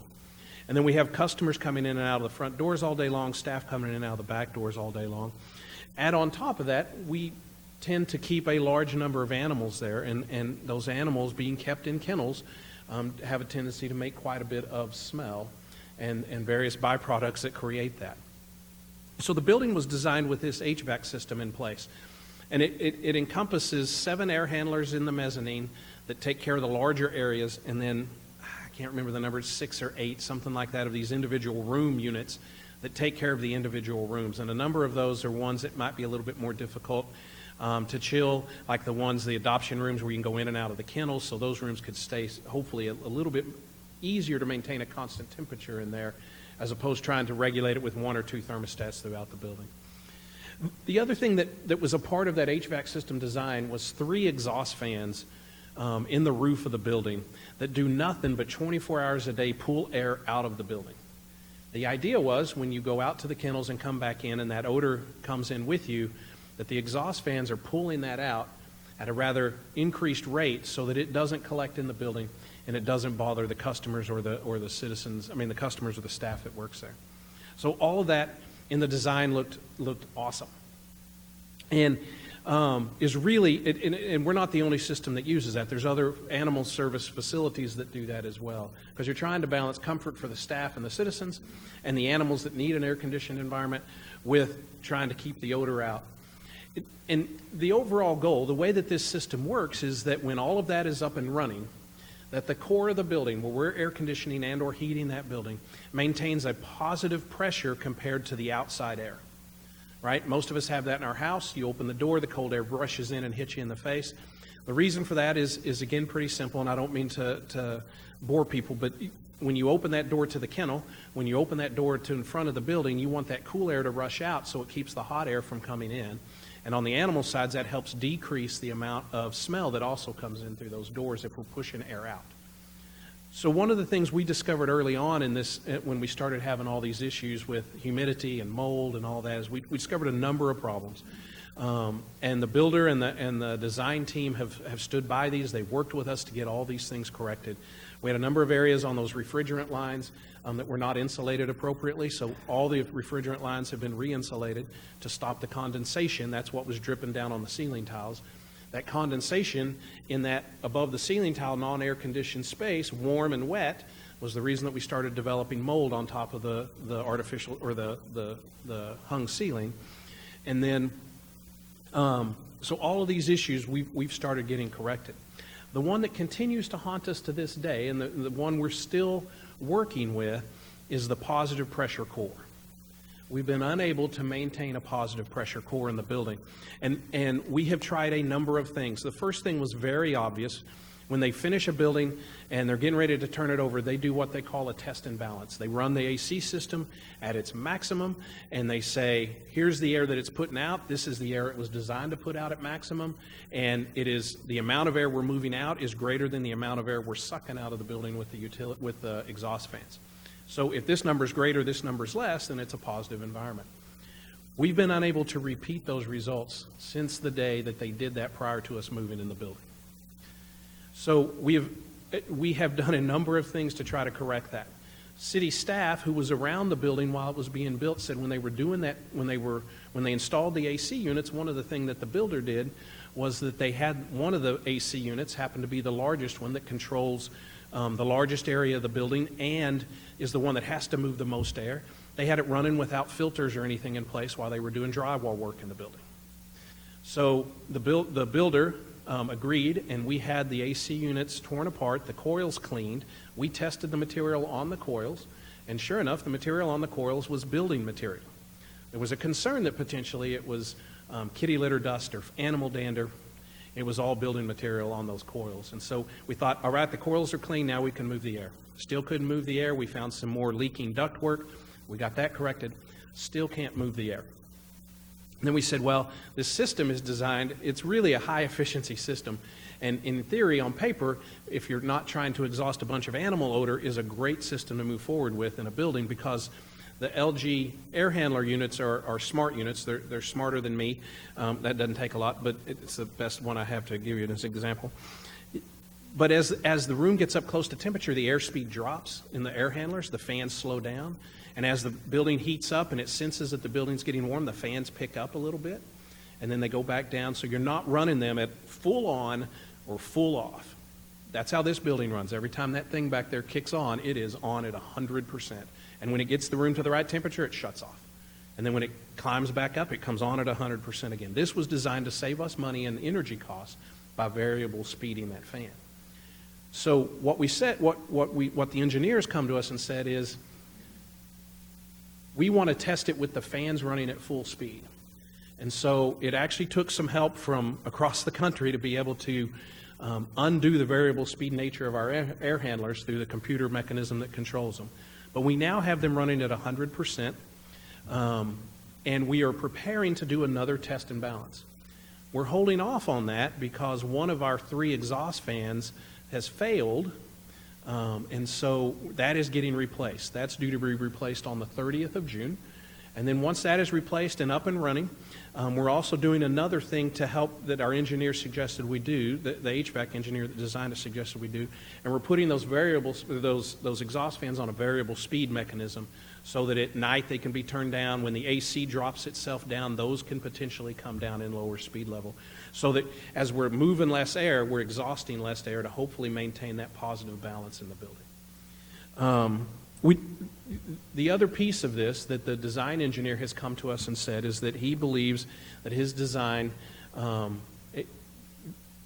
did not include an air handling unit that he thinks we may need after this last round of testing to completely cure our issues in the building, and that is an outside air handling unit. What it is, it's a unit that will run when the temperature is above a certain temperature in the building, and all its purpose in life is to take outside air, condition it to about 72 degrees, and disperse it in the building. And then the variable speed system will control the individual rooms and the overall temperature throughout the building. But that purpose of that air handler unit will be to overcome the exhaust fans, so that the variable speed system that's controlling the building temperature will not be trying to combat the exhaust fans at the same time. We have the fans running on high speed of the air handler units today. We have the exhaust fans, 2 of the 3 of them still running at full speed. So we're basically cut our exhaust capacity by 2/3. And we are, this summer, for the first time since probably 2014, are maintaining a comfortable working environment in the shelter. We don't have humidity issues, and we don't have temperature issues in the building right now. So we believe we're on the right track. And so it's been, we're coming up on 2 years this fall. Our builder and our engineering design firms have both initiated claims with their insurance companies. We've been working with their insurance companies, sharing the costs that we've had. They've been sharing the costs that they've had, because we've done some of this work to help keep the process moving as well. So we have some costs that are going to be reimbursed to the city, and then our vendors have some costs that they're going to have for doing this. The next step to come will be, what is the test show in mid-July?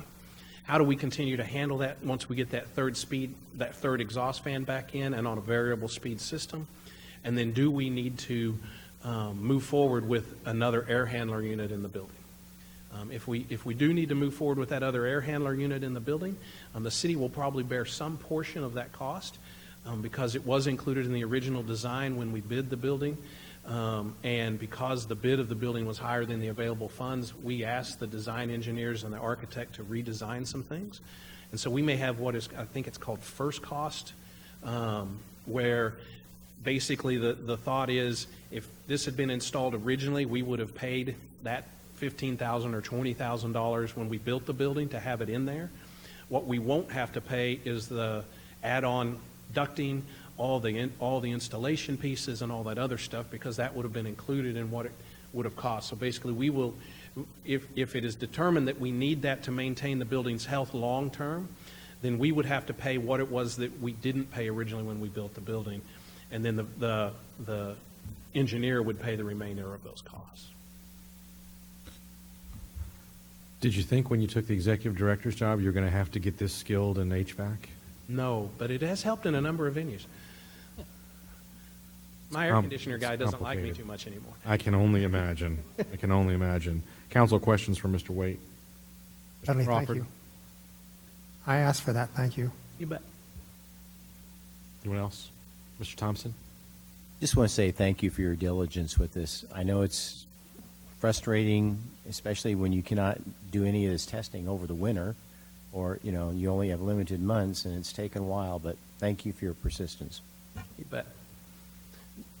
Mr. Davis? Did we ever install the large fans down there in the animal bays? No, they're prepared. They've been ordered. We're just waiting to install them. The design engineer has said because they're in the un-air-conditioned space that they won't affect, he doesn't believe they'll affect anything, and we're just waiting to get the approval done to get those installed. Okay, they've already been ordered? They've already arrived. They were ordered earlier this year. Thank you. Anyone else? Thank you, Mr. Waite. Appreciate it. All right. Next item that we have on the agenda this evening, we have the consent agenda items.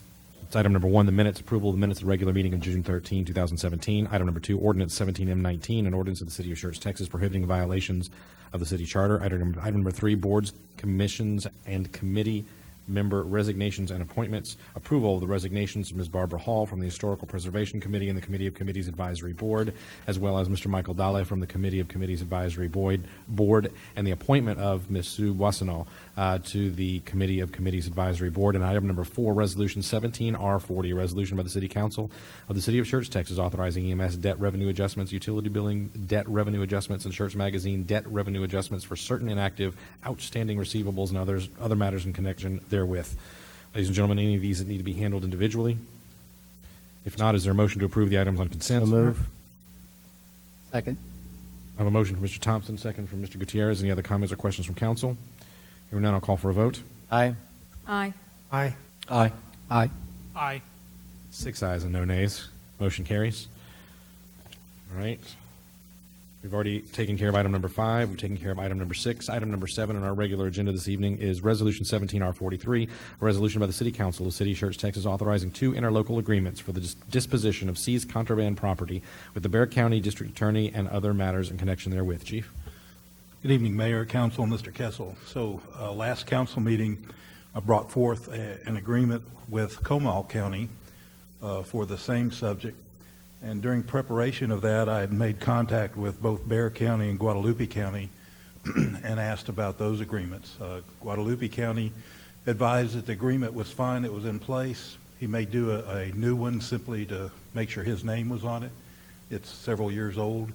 And Bexar County said, well, as a matter of fact, we do have a new agreement coming, and I did receive it 2 days later. So that's what you have before you.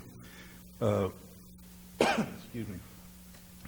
Remember that the attorney that represents the state has great authority in creating these documents, and you can see that by the diversity between the one that we received from Comal County and not 1 but 2 agreements that we received from Bexar County. Quite lengthy agreements as well. So in the agreements, they have chosen to separate seizures that are a result of gambling offenses. And that's the main difference in these agreements. So I'd be happy to answer any questions that you may have. Council, any questions for the chief? If not, is there a motion to approve 17R43? Second. Motion from Mr. Thompson, second from Dr. Kaiser. Any other comments or questions from council? Hearing none, I'll call for a vote. Aye. Aye. Aye. Aye. Aye. Aye. 6 ayes, no nays. The motion carries. Thank you. Item number 8, Resolution 17R45, a resolution by the City Council of the City of Schertz, Texas, authorizing amendments to the existing agreement with the San Antonio River Authority for sewage transportation, treatment, and disposal, and other matters in connection therewith. Thank you, Chief. Mr. Hooks. Good evening, Mr. Mayor, Good evening. Council, Mr. Kessel.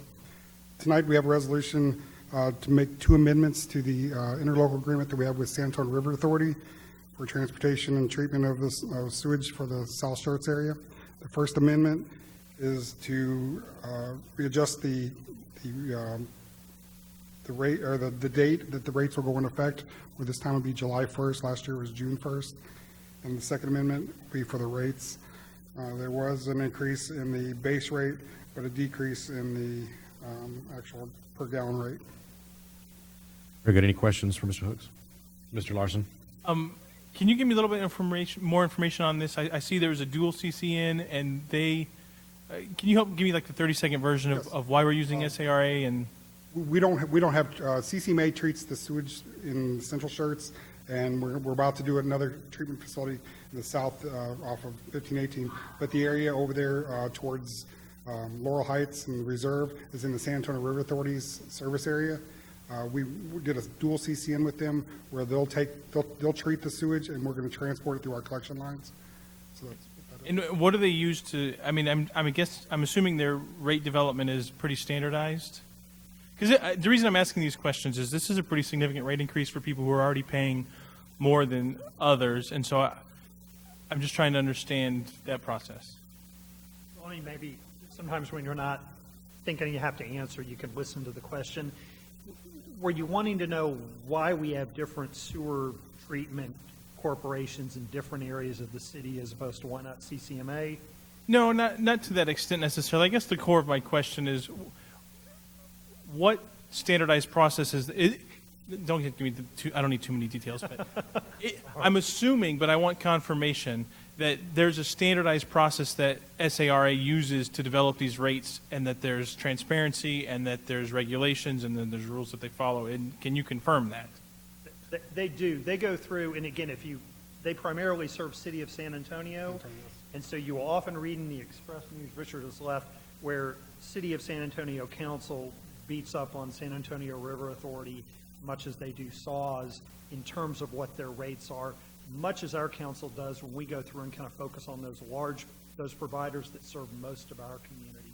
So SARA has a process, again, it's generally the same as ours, where they look at their cost-associated series of public hearings, and based on their cost to provide service, keep up with growing demand, they establish. The other piece on those rates is that it's such a small community. It's just a small number of citizens. And throughout the rest of our community, we actually have GBRA and NBU service other areas of our community with sewer service. And all of those residents pay the same rate as everybody else does. We've not implemented that with these residents yet, because as the CCM stated, we're waiting to get the capital improvement plan done and the things done in that CCN that allows us to add some charges to that. And then what we'll do is we'll bring in our rate consultant who will look at that with the rest of the rates and say, and give council the decision. You could bring these people in paying the same for sewer that everybody else pays in the city, and it would bring sewer up a dime for everybody, or maybe it's $1 or whatever it would be. But we've not done that work yet because we're not adding the things to the sewer fee down there for our operations that we're doing everywhere else, because we've not got the CIP completed for that part of the community yet. This is still fairly new for us. The reason it's so high is because it's such a small number of citizens that the cost of providing for that sewer shed is spread between.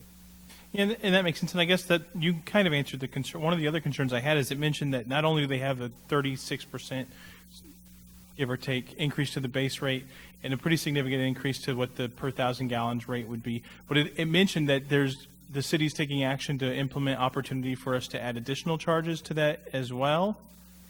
Yes, so yeah, go ahead. It's actually, the CIP is actually, when the property is developed, we'll collect a collection fee, impact fee, like we do in CCMA. We have a collection fee that goes to the city, and then a treatment fee that goes to CCMA. Once we do the impact fee out there in the south zone, we'll have a collection fee that goes to the city, and then the treatment fee goes to the... They want to know what that total rate is, and then our rate consultant can go, okay, now this is what they're going to pay for 1,000. This is what everybody else in the city pays. What does council desire to do? And here's the impact on the rest of the city if we bring this small number of citizens in at that rate. So up in the northern part of the city, the GBRA rate, for example, if you average that out for the customers that are on that, the cost for that is more per household than it is for the rest of the CCMA customers. But about a decade ago, council made the decision to go ahead and level that rate out for everybody, so that that group of citizens in North Cliff, Scenic Hills, and the surrounding subdivision wouldn't pay more than the folks in Dove Meadows where I live. And we just haven't got to that state yet with the residents down there. This is just the second year that we're going to be charging those residents. And I guess I don't mean to harp on this, because everybody says, oh, it's just $4, but it's $4 this year and $4 the next year and for everything. And so I guess, is there any, is this simply just a kind of a ceremonial vote? Is there any recourse the city has? Is there any options the city has in terms of evaluating or negotiating those rates? Well, not really. We've tried to talk to them. I mean, they set their rates. And so it's kind of like, CCMA does the same thing. They'll be in here and probably next meeting or maybe the one after that to talk about what their rates are going to be going forward. And that's what their board has set. And then that impacts what we're going to ask for in a fee for the CCMA treatment. UBRA is a little different. They just give us an annual amount. The outside, we could work with them. We could try to find another method. We could find ways to come off of them sometime in the future, to help amend that. But right now, they're providing a service that we don't have the capacity to provide. All right, thank you. And is the case, too, isn't it, that both CCMA and San Antonio River Authority are political subdivisions of the state and have elected members? Yeah, so that is the recourse. They can be replaced if they're not running their business as they should. Mr. Kessel, you had something else to add? I just want to put into context, Mr. Larson, Council, this is an area that traditionally has had septic tanks, and the citizens came out and really petitioned the City Council to have the City of Schertz work with Sarah to bring in sanitary sewer. A lot of the discussion was there's hidden cost in a septic system. You get it the first year, everything's great. The second year, something goes wrong. You have an unexpected service call. The third year, you've got the same thing. The fourth year, the same thing. And those unexpected service calls to maintain that septic service in a very urbanized area turned out to be much more expensive. And those service calls were far more than the couple of $4 per year that these rates are showing. I think that in the big picture, our goal is that everybody's on the same rate for a fairness perspective. But in the short run, this is probably still a better deal than having your own septic tank, if you listen to the original statements that were made by the citizens who said, hey, this isn't as good a deal as we thought it would be. Anyone else questions? If not, is there a motion to approve Resolution So moved. 17R43? Second. I have a motion from Mr. Thompson, a second from Dr. Kaiser. Any other comments or questions from council? Hearing none, I'll call for a vote. Aye. Aye. Aye. Aye. Aye. Aye. 6 ayes and no nays, the motion carries and the resolution is so ordered. Number 8, Resolution 17R45, a resolution by the City Council of the City of Schertz, Texas, authorizing amendments to the existing agreement with the San Antonio River Authority for sewage transportation, treatment, and disposal, and other matters in connection therewith. Is that?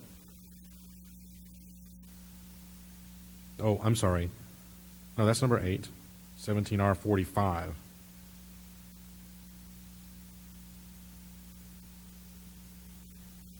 I did number 8? That's right, because we did contraband, and then we did, thank you.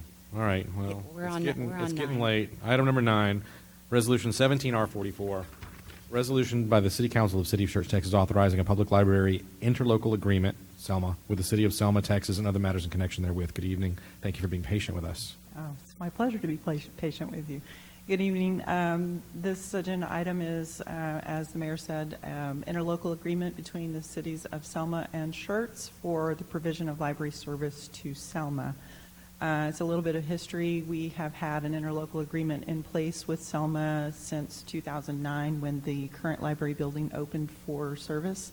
Selma actually approached us in 2008 about the possibility of providing service to their residents while we were in the construction phase and just before we opened.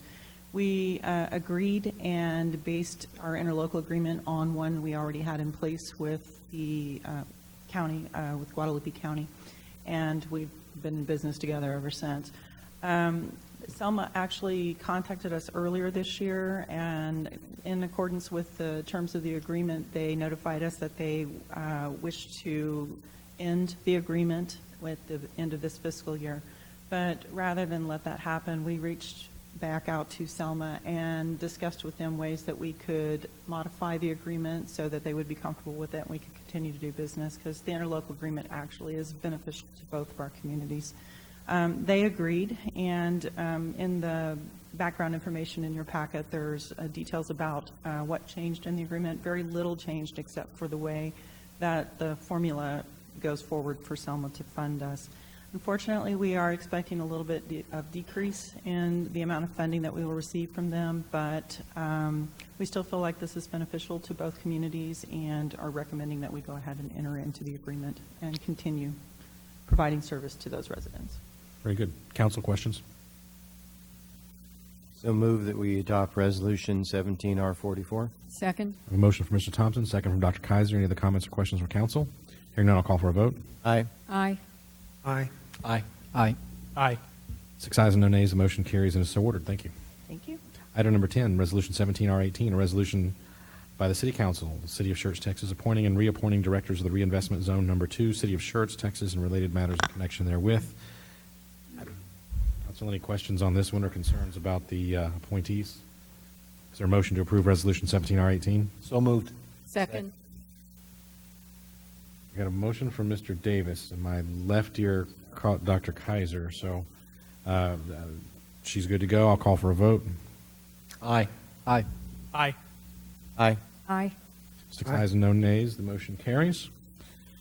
All right, we now go to item number 13, Resolution 17R25. Resolution by the City Council of the City of Schertz, Texas, authorizing the city manager to enter into an agreement with Green Valley Special Utility District for the exchange of certificate of convenience and necessity related to the development of schools by the Comal County Independent School District. That is a mouthful. And it is oh so exciting. Well, if it's that exciting, then let me ask the council, do you have any questions regarding this one? Is there a motion to approve Resolution So moved. 17R25? A motion from Mr. Thompson. Second. Second from Dr. Kaiser. Any other comments or questions from council? Hearing none, I'll call for a vote. Aye. Aye. Aye. Aye. Aye. Aye. 6 ayes and no nays, the motion carries. Item number 14, Resolution 17R29, a resolution for the City Council of the City of Schertz, Texas, authorizing the city manager to enter into an agreement with Green Valley Special Utility District for the exchange of certificate of convenience and necessity related to the development of the Homestead subdivision. Any comments or questions on this one, council, or is there a motion to approve Resolution 17R29? So move. Second. I have a motion from Mr. Thompson, a second from Dr. Kaiser. Any other comments or questions from council? Hearing none, I'll call for a vote. Aye. Aye. Aye. Aye. Aye. Aye. Very good. Thank you. Motion carries, 6 ayes, no nays. At this time, we need a roll call vote confirmation, and if somebody wants to check my math, I think the only thing we have left is a closed session, but I'll go ahead and let the city secretary conduct the roll call vote confirmation. It has to be a lot of fun to try to reorganize where I went all those different places. I'm sorry, ladies.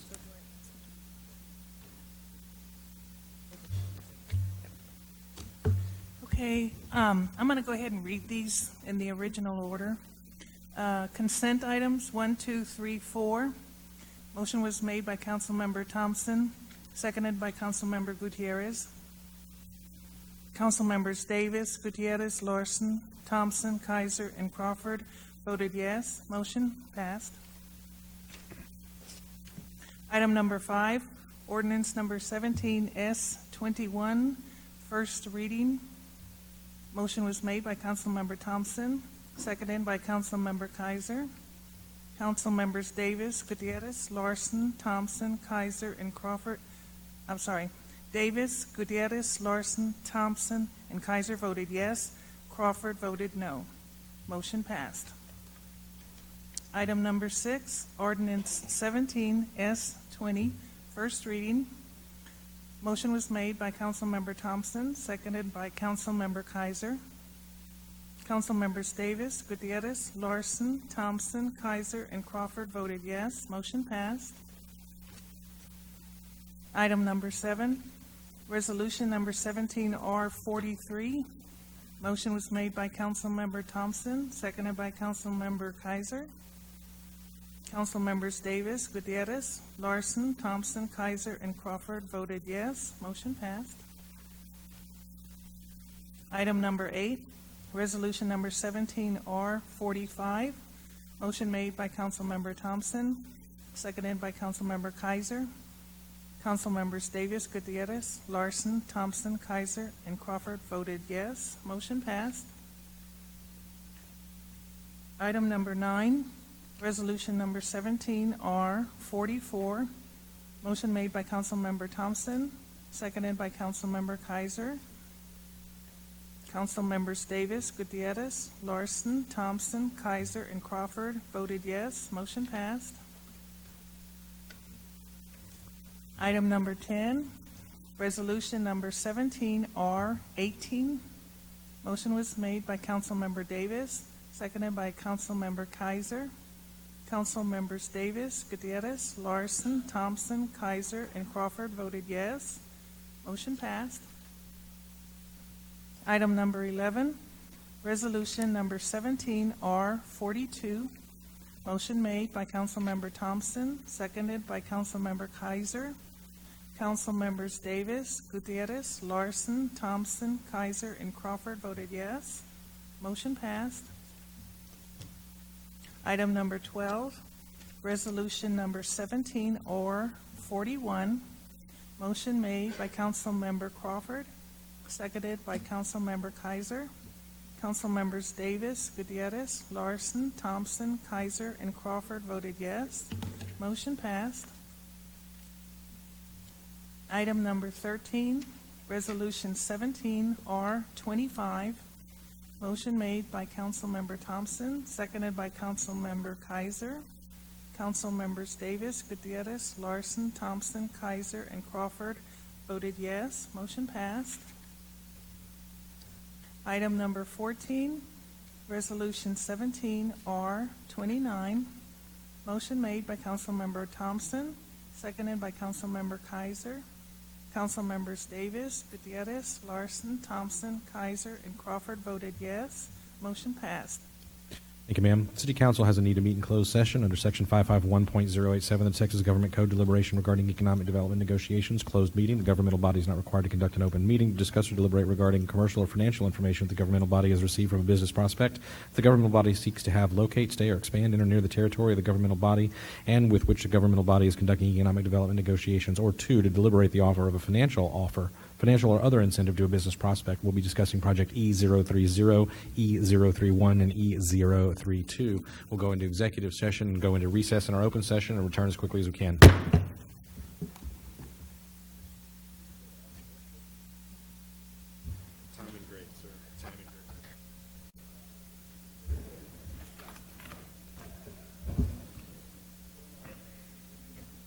Gotta borrow your, where's the,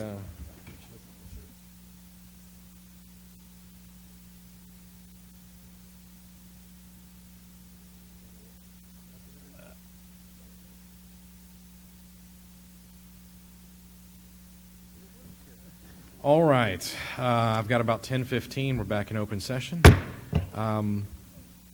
Next thing we have on the agenda this evening is item 16A, which is take any action based on discussions held in closed session under agenda item 16. I don't believe that there is any action for us to take. The next item that we have are requests and announcements, and the first thing we have are announcements by the city manager. Mr. Kessel tells me he has nothing. Item number 18, placing items on future agendas. Is there anything that we need to place on a future agenda that we don't already have scheduled?